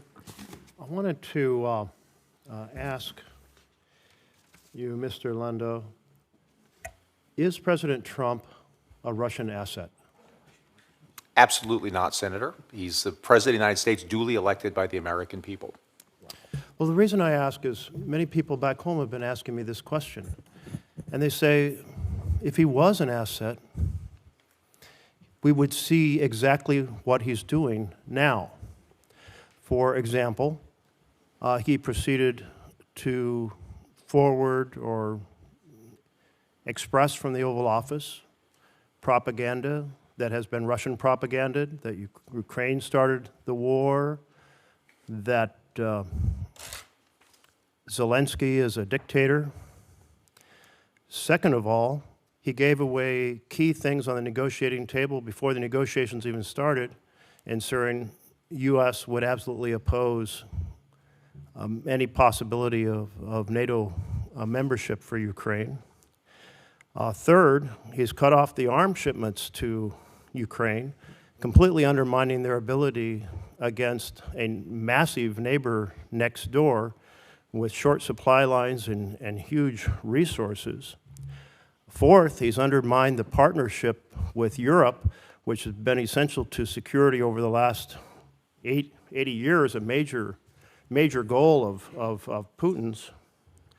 And then he's done everything to discredit and dismean Zelensky on the international stage with the just shameful press conference in which he teamed up with the vice president to attack Zelensky.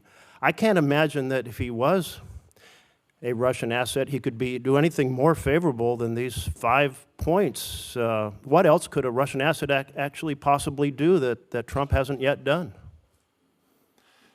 Senator, the president has made it absolutely clear that his top priority is to try to bring peace and end an absolutely savage war. I know you're familiar with the savagery. This is turning into World War I-style trench warfare now in eastern Ukraine. The president is an exceptionally gifted deal maker. He is probably the only individual in the entire universe that could actually stop this. The president understands, as part of his deal making. Well, let's turn to another of the folks here. Carrots and sticks. Thank you very much, since you're now off the topic I was raising. Mr. Whitaker, these 5 things that the president has done that are so favorable to Putin and so damaging to Ukraine and to our partnership with Europe, do you approve of them? Well, Senator, thanks for that question. I'm just going to have to politely disagree with you on those 5 things and the way you've framed them. You know, the war in Ukraine would have never happened if President Trump was president in 2022. The war in Ukraine happened because of Joe Biden's weakness after his I don't think withdrawal that from was the question I asked, but maybe you could some other time go on television and express those points of view. But do you mind just answering the question I asked? Do you agree with the 5 things that President Trump has done, starting with him expressing Russian propaganda from the Oval Office? Well, you know, again, as I mentioned to your colleague, I am not here to assign labels. We're in the middle of a very important peace negotiation. Okay, I agree with Ambassador. thank you. I do hope that we have an administration that works to get the very best deal for Ukraine, but what a Russian asset would do would be to work to get the very best deal for Russia, and that appears to be exactly what Donald Trump is trying to accomplish. I want to turn to USAID, and you've heard from my colleagues. We have a group, Mercy Corps, headquartered out of Oregon, that has contracts all over the world, places like Liberia and Kenya and Syria and DRC and Ethiopia. One of the things that I was really struck by was one of their contracts. These are mostly clean water, health care, nutrition contracts, helping people in desperate situations in partnership with the host nations, which is all about both helping people but also building that relationship with those nations.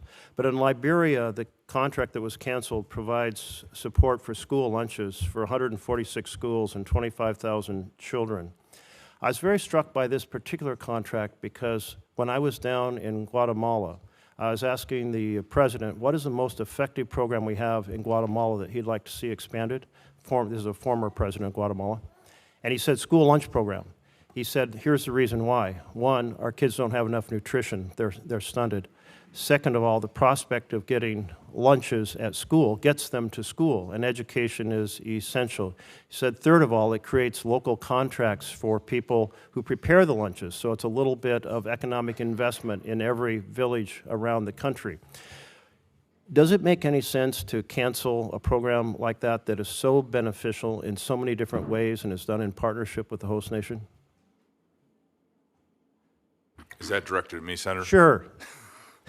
Well, why not? As you know, NATO is a different animal. Absolutely, I know it is, but you have broad foreign policy experience, so maybe you'd like to, and maybe I'll just get quickly an answer from all 3 of you, whether it makes sense to cancel such a program. So if I could hop in a second, the Secretary Rubio's waiver specifically covers life-saving medicine, medical services, food, shelter, and subsistence. Very interesting. Then why hasn't this contract been restored? Again, sir, I can just look at the waiver. If confirmed, well, here's the thing. Let me just explain that the Solicitor General, Sarah Harris, said the funding freeze is not continuing. It is over. But the fact is the gears are not turning, and the gears have to turn in order for contracts to be restored and for aid to flow. And so we're talking about diseases overseas. We don't want people getting on planes with those diseases and bringing those, well, the fancy term, but Ebola-type style of diseases here to the United States, et cetera.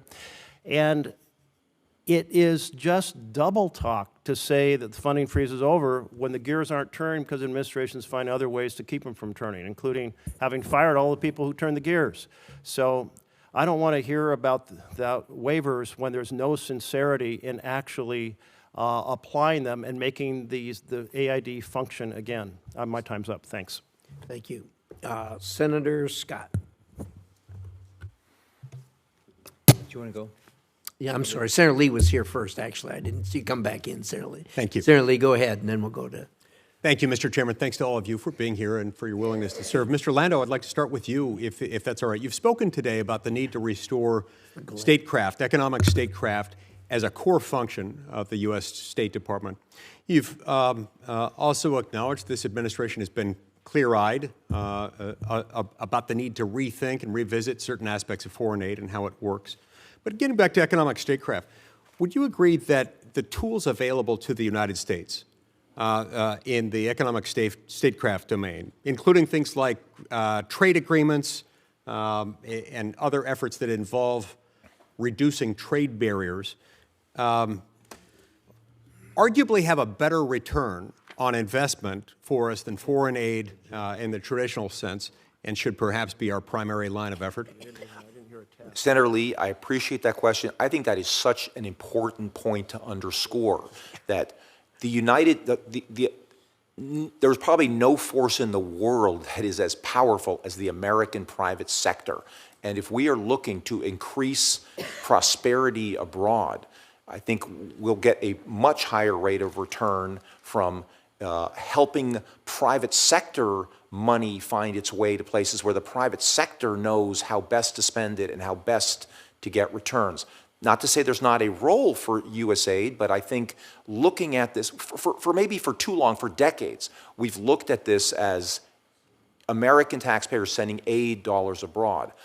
I would love to focus on how do we get the American private sector to improve the standard of living of countries abroad by investing, by increasing flows of capital to some of those other countries so they can build economy. Again, we saw that in China. There's no more powerful force than free market systems when those are operating. So again, I think your insight is a very important one. That's not to say there's not a role for certain government programs, and that's fine. But in terms of State Department resources, I think we have severely underinvested in the kind of programs you're talking about. People want to trade with the United States, and they benefit meaningfully from it. Their people benefit meaningfully from it. And so insofar as we can use that, that can really go a long way. It can make a really big difference. Mr. Whitaker, I'd like to go to you next. It is, in my view, in the view of many, including within the current administration, far past time for our NATO allies to take their own defense, their own security needs seriously. And the President, of course, has called for our allies to spend 5% of GDP on defense. Now, defense spending is at least in part driven by threat perceptions, by what people perceive as necessary in order to keep themselves safe. And the perception of a threat risk may vary a little bit between the East Bloc and the West Bloc, sort of within NATO, and it varies also depending on which side of the Atlantic Ocean you might be on. Defense spending is also a decision that is, of course, necessarily subject to domestic processes, to domestic scrutiny, to engagement, normally with the elected representatives, people who are elected to make law in their respective countries. In light of all these factors, how achievable, how reconcilable, how gettable is this sort of return to a proper burden shifting in light of all the challenges that we face there? Yeah, that's a great question, Senator. I enjoyed our time yesterday to talk about this. For a few minutes, it seemed like a couple of lawyers nerding out on the law, but I did enjoy the discussion. It was kind of like that, I guess, wasn't it? Yeah. But that being said, you're right. Defense spending is subject to domestic political concerns, and for too long, our European allies and Canada, many of them, have balanced their budgets of their domestic political concerns on the backs of the American taxpayer, who has taken our place in the world as the only superpower very seriously and has invested in our defense. Obviously, if confirmed, when I get over there, I look forward to the conversation with all of the members on this committee about whether or not our NATO allies are really committed to the alliance. They say they are. They say, but again, these politicians just providing empty promises, or are they actually stepping up, understanding that the world is dangerous and the U.S. is their best ally in a dangerous world? Right, and that the U.S. is their best ally, albeit an ally that they're ready to cast aside the minute they decide to hold side meetings that don't include us when they're upset with us. But regardless, we have been bearing a disproportionate share of their security umbrella for a very long time. It's been good for them insofar as their objective has been an inexorable march toward Western European-style socialism, but that doesn't necessarily make it fair to the United States of America or her taxpayers. Thank you. Thank you, Senator Lee. And Mr. Whitaker, let me say that if you're going to have a conversation to nerd out on the law, you couldn't find a better or more willing partner than Senator Lee. He is outstanding in that regard. I agree with you, Mr. Chairman. Senator Kane. Thank you. Simple question for each of you. Who instigated the current war in Gaza? I would say Hamas did by... Mr. Rigas? I would agree with my colleague. Mr. Whitaker? Yeah, October 7th was an invasion by Hamas. So you didn't have any problem saying who instigated the war in Gaza, but none of you would be candid about who instigated the war in Ukraine. And what you said is the reason, and I'm going to be fair to Mr. Rigas, I didn't hear you be equivocal about that. I heard Mr. Whitaker and Mr. Landau. What you said is there's sensitive and delicate negotiations going on right now, and I'm not here to label. There's a sensitive and delicate negotiation going on between Israel, Gaza, and other parties right now about extending a ceasefire, and it's really important to Israel, and it's really important to hostage families, and it's really important to Palestinians. It's really important in the Red Sea because the Houthis have stopped firing into the Red Sea during the ceasefire, and if we extend it, we have reason to believe that the Houthis will continue to not fire at U.S. ships. So I'm noticing this. Senator Shaheen and I were just at a hearing with the Deputy Secretary of Defense, Mr. Bridge Colby, and he said the same thing. He was asked who is responsible for the war in Ukraine, who instigated it. Well, there's a sensitive, delicate negotiation. I don't really want to opine about who instigated it. So I asked him who instigated the war in Gaza, and he said it was Hamas. We got to be willing to tell the truth. And I know answering the question truthfully might make a superior uncomfortable, but Americans deserve the truth. And if we're voting to confirm people for really critical positions, and you've all served in important positions, and you're all nominated for really important positions, we've got to have a sense that you're going to be truthful. And that the truthful nature of your comments may or may not be listened to, your advice may or may not be followed, but what you owe to your commander-in-chief, what you owe to the country, what you owe to the oath you take, is to be truthful. And I just can't help but notice it was so easy to answer the question about who instigated the war in Gaza, and so difficult for just folks to be plain and answer the question about who instigated the war in Ukraine. Mr. Rigas, I have a question for you about Schedule F, and my colleague, Senator Van Hollen, has already mentioned it. And Schedule F was the first Trump term proposal. It's now Schedule PC, and you indicated there's some similarities, there's some differences. You were part of both OPM and the OMB during the first Trump term, and the guidance in that agency suggested there was a desire to reclassify 80% of employees in those agencies from traditional political service to Schedule F. Do you have a sense of what the likely percentage reclassification would be at the Department of State under Trump administration term 2? Thank you for the question, Senator. And again, I enjoyed our meeting. I think you were the first senator I met with in this process, so I got off to a great start there. I don't know that I can put a number on that. I can tell you how I went about the process at OPM. At the time, I was actually the acting director of the Office of Personnel Management. Please do. So I had to implement the President's executive order on Schedule F. And what we did is we asked our career chief human capital officer and our HR folks to look at the position descriptions to see which positions were policy making, policy influencing, confidential, or policy advocating positions. And was that with a goal to getting to this 80% will be Schedule F? No, that was my understanding. The 80% number, I'm not sure where that comes from, but I know, I think you may be referring to what happened at OMB, where OMB Director Vogt at the time did a similar analysis and came up with that number. Was there a target number at OPM? There was not. We just asked them to look at the position descriptions and let those speak for themselves. How does Schedule PC differ from Schedule F? Schedule PC, to my understanding, I think the major difference is that it provides for a competitive hiring process. But folks can still be fired and not really have recourse to challenge a termination. Yes, they would be. And that's pretty important. Right now, I'll just say this and conclude. We see the administration firing probationary employees because probationary employees don't have the same access to challenge it. Right. What that means is it's a war on veterans because probationary employees are either brand new people, like right out of college, or career switchers. 30% of the federal workforce is veterans. They're career switchers. They tend to come in after serving 15 or 20 years, and they're probationary, even though they may be 45 or 50 years old. And that's why President Trump, in his first 6 weeks in office, has fired more veterans than any president in the history of the United States. And I think that's a disgrace, not a distinction. But I appreciate you sharing the difference between Schedule F and what Schedule PC is, and I yield back, Mr. Chair. Thank you, Senator Kane. There's nothing to yield back, but I will accept it in any event. Thank you. Senator Scott. All right. Thank you, Chairman. First off, congratulations on your nominations. You guys have had distinguished careers, and I know you're going to do a great job. It's fun to listen to everybody's ideas about foreign policy. So first, let me just start with Mr. Whitaker. How do you see your role helping the President get our European allies to do their job? Not only for their own security, but to carry their full weight as NATO members. It doesn't seem to me that they must be too worried about their defense right now or what's going to happen, but how are you going to get them to do what they should be doing?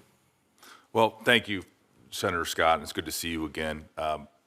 First, obviously, being there day to day in Brussels at NATO headquarters, interacting with our 31 other NATO allies, I think is the most important thing. To have somebody like myself, that has been with President Trump since the last administration, I think is going to send a very clear message from the president that it is time to step up and not just pay lip service to it. I think it also is important to drive the issues that I mentioned earlier: interoperability, a modernization of our warfighting effort at NATO with our allies, and at the same time addressing the hybrid threats that we're seeing in space and cyber and in the seas with cable cutting and the like. So I think there's a lot of things, but the primary thing is if confirmed, getting there and impressing upon our allies how serious this moment in world history is. When I first came up here in 2019, I went to the Munich Security Conference and met with the German delegation, and they basically told us to go jump in the lake. They weren't going to increase their funding, and so how are you going to change that attitude? What's going to change? I mean, why? Let me put it. Why would they change? I mean, we've been sitting here, been their umbrella forever. What's going to make them change? Well, President Trump's going to make them change, and I think you've already seen the dramatic increase in commitments from our NATO allies, and his saying things like NATO is a good thing if done properly and used properly, and saying that Europeans need to step up. I think President Trump communicates directly, and he has been very clear to our allies. And if anybody is below what they committed to 10 years ago of 2%. In June, during the first Trump summit with our NATO allies, that's going to be a very bad scene. But if there's not a commitment and a plan to get to 5% as soon as possible, I think again, our NATO allies should be very concerned. Since Russia invaded Ukraine, the Baltics and Poland and a few others have acted with speed and commitment to help themselves and help Ukraine. Have we reached a point where we now are more aligned with, Poland and the Baltic states than we are with all the other NATO nations? Well, Senator, obviously, if you're on the border with Russia and you're seeing, how Vladimir Putin has conducted his foreign policy, you have a real view of the world, and they have Poland and our Baltic allies have been really extraordinary in addressing what is their threats. Because remember, Article 3, everybody wants to talk about Article 5, Senator, but Article 3 says that each NATO ally commits to both the collective defense but individual defense. And I think that is often ignored in the broader discussion, but that's so important to what's happening with those on the front line, and at the same time, they should be applauded for that commitment to increasing their defense spending and recognizing the real threat, because Russia is the largest geopolitical threat to Europe. It is not the largest geopolitical threat to the United States of America, and because we've talked about it earlier, China is that geopolitical threat, and the United States needs to address that, and it needs to balance all of those concerns. Mr. Rigas and Landau, can you talk about a little bit about how you envision the realignment of the Secretary of State's office as you work with Secretary of State Rubio? what do you guys think you ought to be doing to, make us more focused? Sure. Thank you for that We question. talked about that a little bit yesterday. Sure. Thank you very much for that question, Senator. As I said in my opening statement, I think part of what I'm going to be responsible for and what I'd like to do is make sure we have the right people with the right skills, doing the right things, and in the right places. And I'd like to roll up my sleeves and ask questions about where people are and what they're doing. I was talking to a senior Foreign Service officer who was in Africa and said, I've got one economic affairs slot here, and I struggle to fill, and Paris has 5. And I don't know if that's the right mix or the right allocation of where folks ought to be, but I like to ask questions and come up with a good plan for that. Ambassador Lando, you would add anything? Senator, again, I think we need to really increase our focus on economic diplomacy around the world. And just finally, I could like to thank you for your leadership on hemispheric issues. And if I'm confirmed, I really look forward to working closely with you. Thank you. Thank you, Chairman. Thank you, Senator Scott. Mr. Whitaker, thank you for that comment on Section 3. Everybody focuses on Section 5, but Section 3 is really, really important. The good news is, in my discussions with our European allies, most, if not all, have come to or are coming to the realization that the biggest threat is not Russia. It is obviously an immediate problem. But for the rest of this century, the challenge, our challenge, the Europeans' challenge, is going to come from China, clearly. With that, Senator Shaheen, did you have a... I do. Thank you, Mr. Chairman.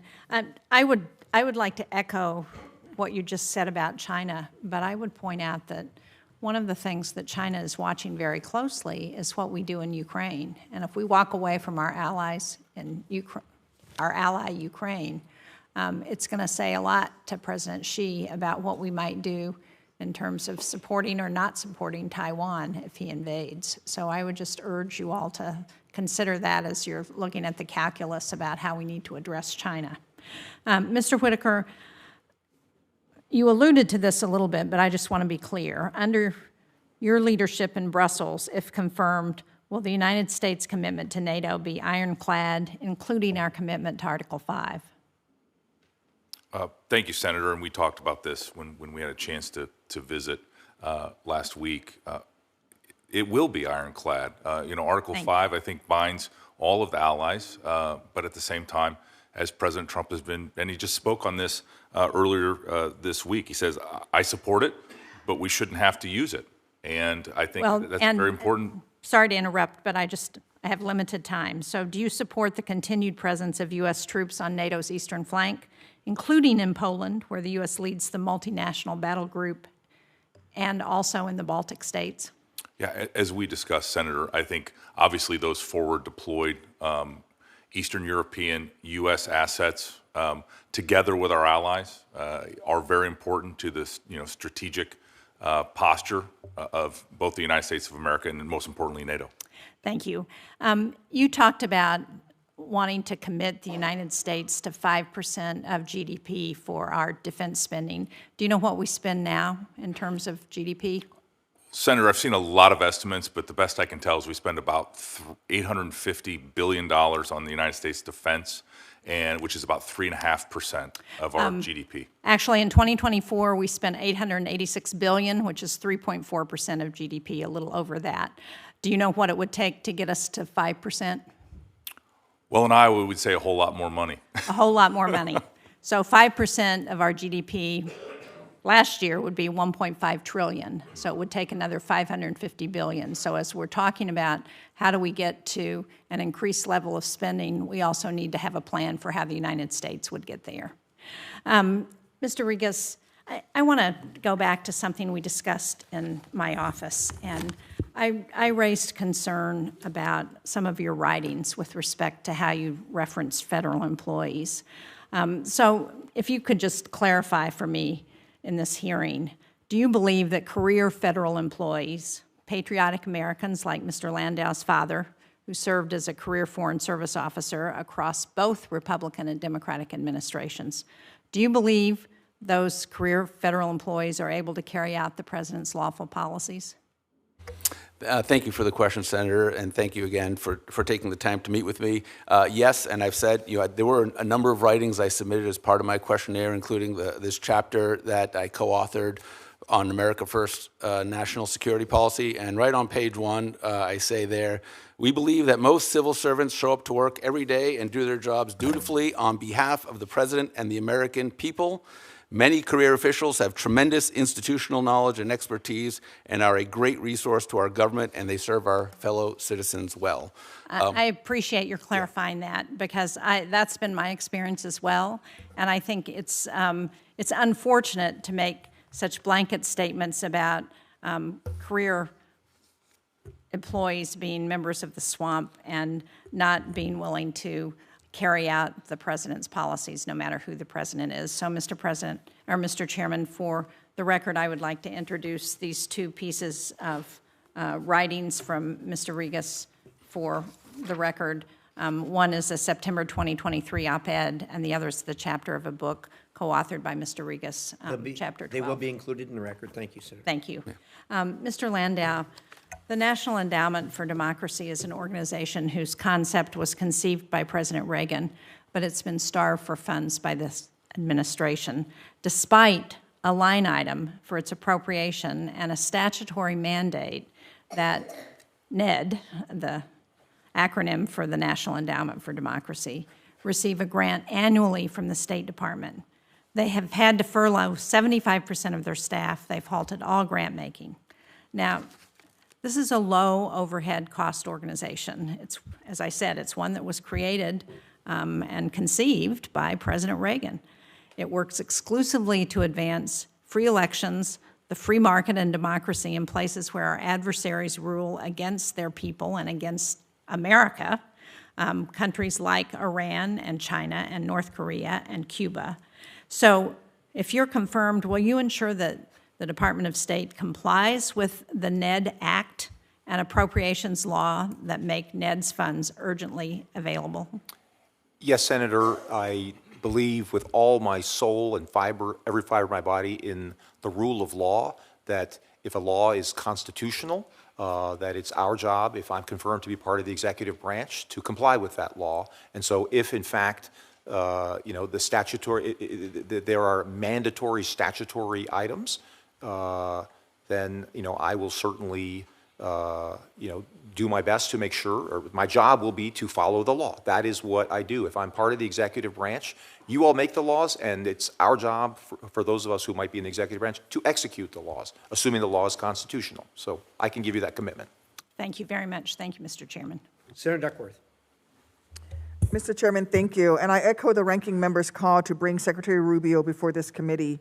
Every one of us should have the chance to go over the list of USAID programs with Secretary Rubio. I am extremely concerned about the upheaval and devastation being wrought by this administration's disastrous and systemic dismantling of foreign policy and foreign assistance apparatus. And I'm further concerned by the long-term impacts, not least of all to the lives and livelihoods of those around the world, but also the trust and commitments that this administration has broken that cannot be repaired so easily, even if the folks in charge did an about-face today. Last year, then DepSec of State Kurt Campbell met with this committee and emphasized the strategy of invest, align, compete in response to the PRC's growing geopolitical influence in the Indo-Pacific. Secretary Rubio highlighted his own vision of making us safer, stronger, and more prosperous, but he's currently failing at that mark as he cedes ground to the PRC. The PRC is undercutting our soft power, and is now pursuing an agenda that is opaque, illegal, if you ask me, and fails to uphold our commitment contracts throughout the process. The Trump administration is undercutting our soft power. Look at our farmers in the Midwest. I am especially concerned with the cuts to USAID. Over the last 4 fiscal years, USDA purchased food commodities to distribute via USAID from farmers in Illinois, Indiana, Iowa, Nebraska, Wisconsin, Missouri, Florida. In Iowa, USAID accounted for $64 million in funds that were bought from Iowa farmers. In Indiana, $4 million. Nebraska, we bought $102 million worth of agricultural goods for USAID. In Missouri, it was $79 million. Florida, $99 million. Wisconsin, $230 million. These programs now are on hold, and our farmers are going to suffer as a result of ending the USAID programs. Mr. Rigas, you worked at the firm that advises clients how to navigate federal contracting, and I'm hearing from organizations in Illinois and around the country that are still owed tens of millions of dollars in reimbursement for work done in December and January.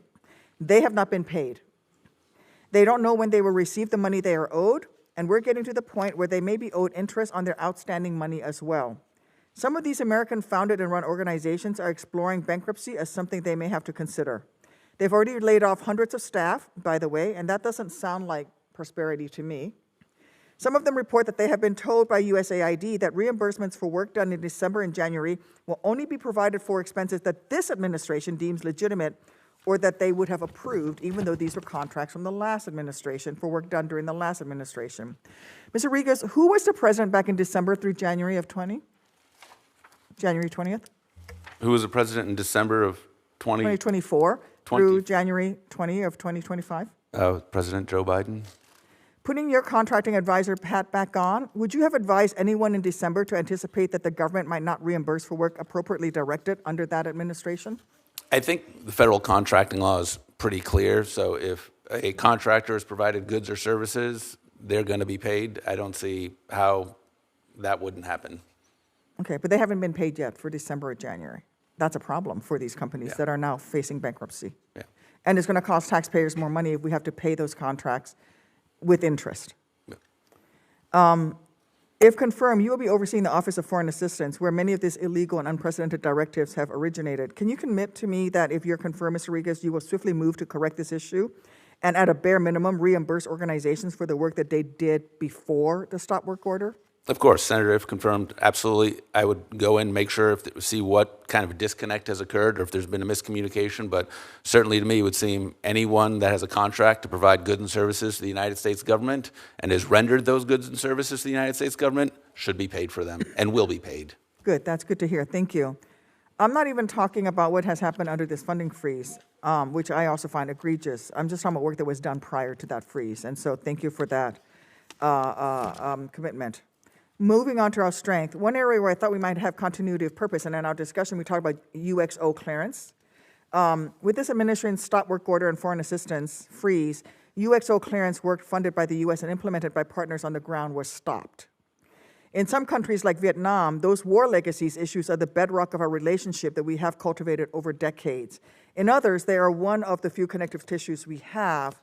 And you know what happened when we did the stop work? Immediately, PRC came in and gave a $4.4 million contract to take over the UXO work that we were funding, that we established on the ground.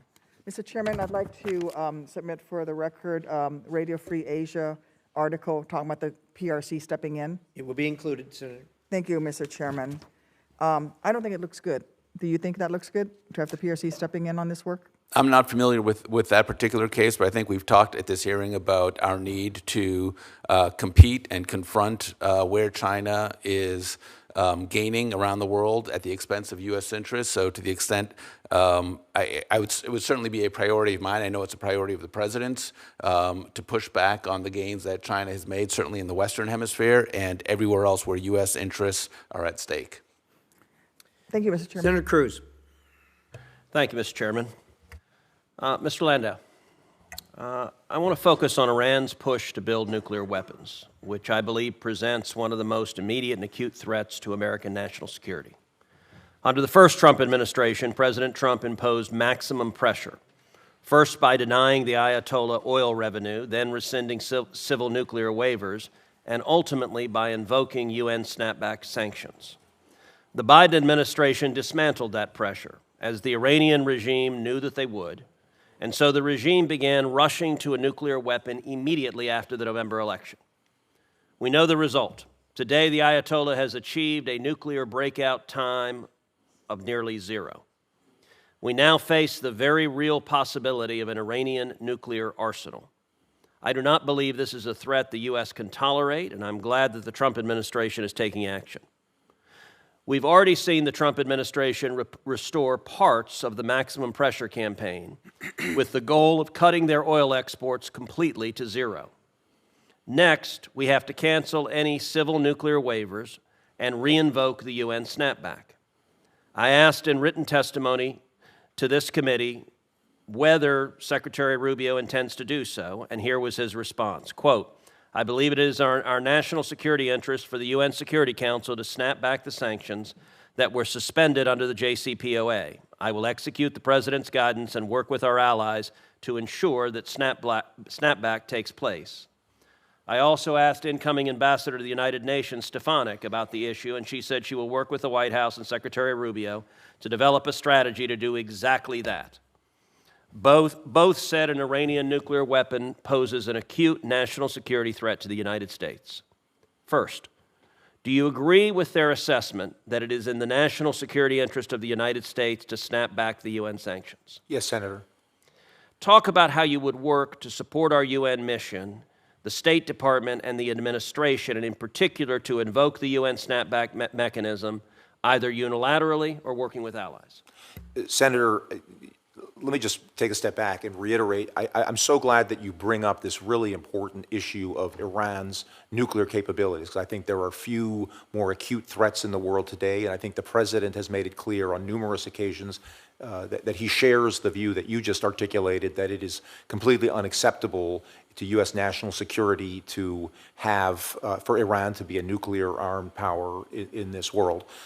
Certainly the State Department will do everything we can, as Senator Rubio and Representative Stefanik have indicated to you, to work with other countries around the world to make sure that they're not just U.S. sanctions on Iran, but that if an alliance means something, it's got to mean something that when we say something is an existential threat to the world, that our allies would agree with us and would act in conjunction. You can't just be allies for the things that the allies might care about. I mean, there are broader implications of things that we care about. And I think we should generally make it clear to our allies that if you want to be our allies, let's try to identify and work together on issues that we all care about in different parts of the world.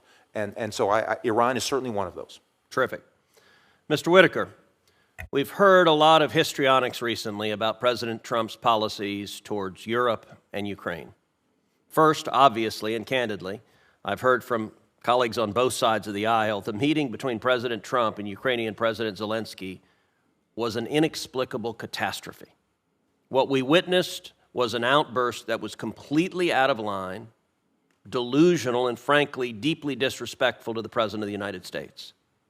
In my view, President Zelensky's behavior in that meeting will go down in history as the most disastrous Oval Office encounter ever. Zelensky's behavior was the exact opposite of what he should have been doing. The United States has provided Ukraine with hundreds of billions of dollars to support its fight against Russia, and yet his attitude was arrogant, and his actions didn't just harm Ukraine, they also harmed America. In fact, President Zelensky played right into Putin's hands by setting back efforts to end the war quickly. Any outcome that benefits Russia does not benefit America. The war must end, I believe, with a clear and unmistakable loss for Russia. After the war ends, the next question is going to be what Europe does with energy. And as you and I discussed, energy was a major cause of the war, with Joe Biden waiving sanctions on Nord Stream 2, which was the precipitating cause of the war. Two-part question. Number one, what is your understanding of why the war started? And number two, how should the issue of European energy security be handled, and should Europe get its energy from Russia or from America? Yeah, well, thank you, Senator. I enjoyed our conversation. We've known each other for a long time, and it was good to not only catch up, but talk about these important issues that face our European allies and the NATO alliance that we're a part of. First, it's very clear to me that when Joe Biden removed those sanctions from Nord Stream 2, that gave the money that Vladimir Putin needed to execute this war. It took away the need for Russian gas to pass through Ukraine because they had a new route for that gas straight to Central Europe. At the same time, Joe Biden's weakness in the Afghanistan withdrawal, I think, also gave a green light to Vladimir Putin to commence the war in 2022. So I think those two factors, as we discussed, were critical to that war, and it would have never happened if Donald Trump was president in 2022. There is no doubt to me that one of the reasons for the NATO alliance, it is, again, as I mentioned earlier, the most successful alliance in the history of the world.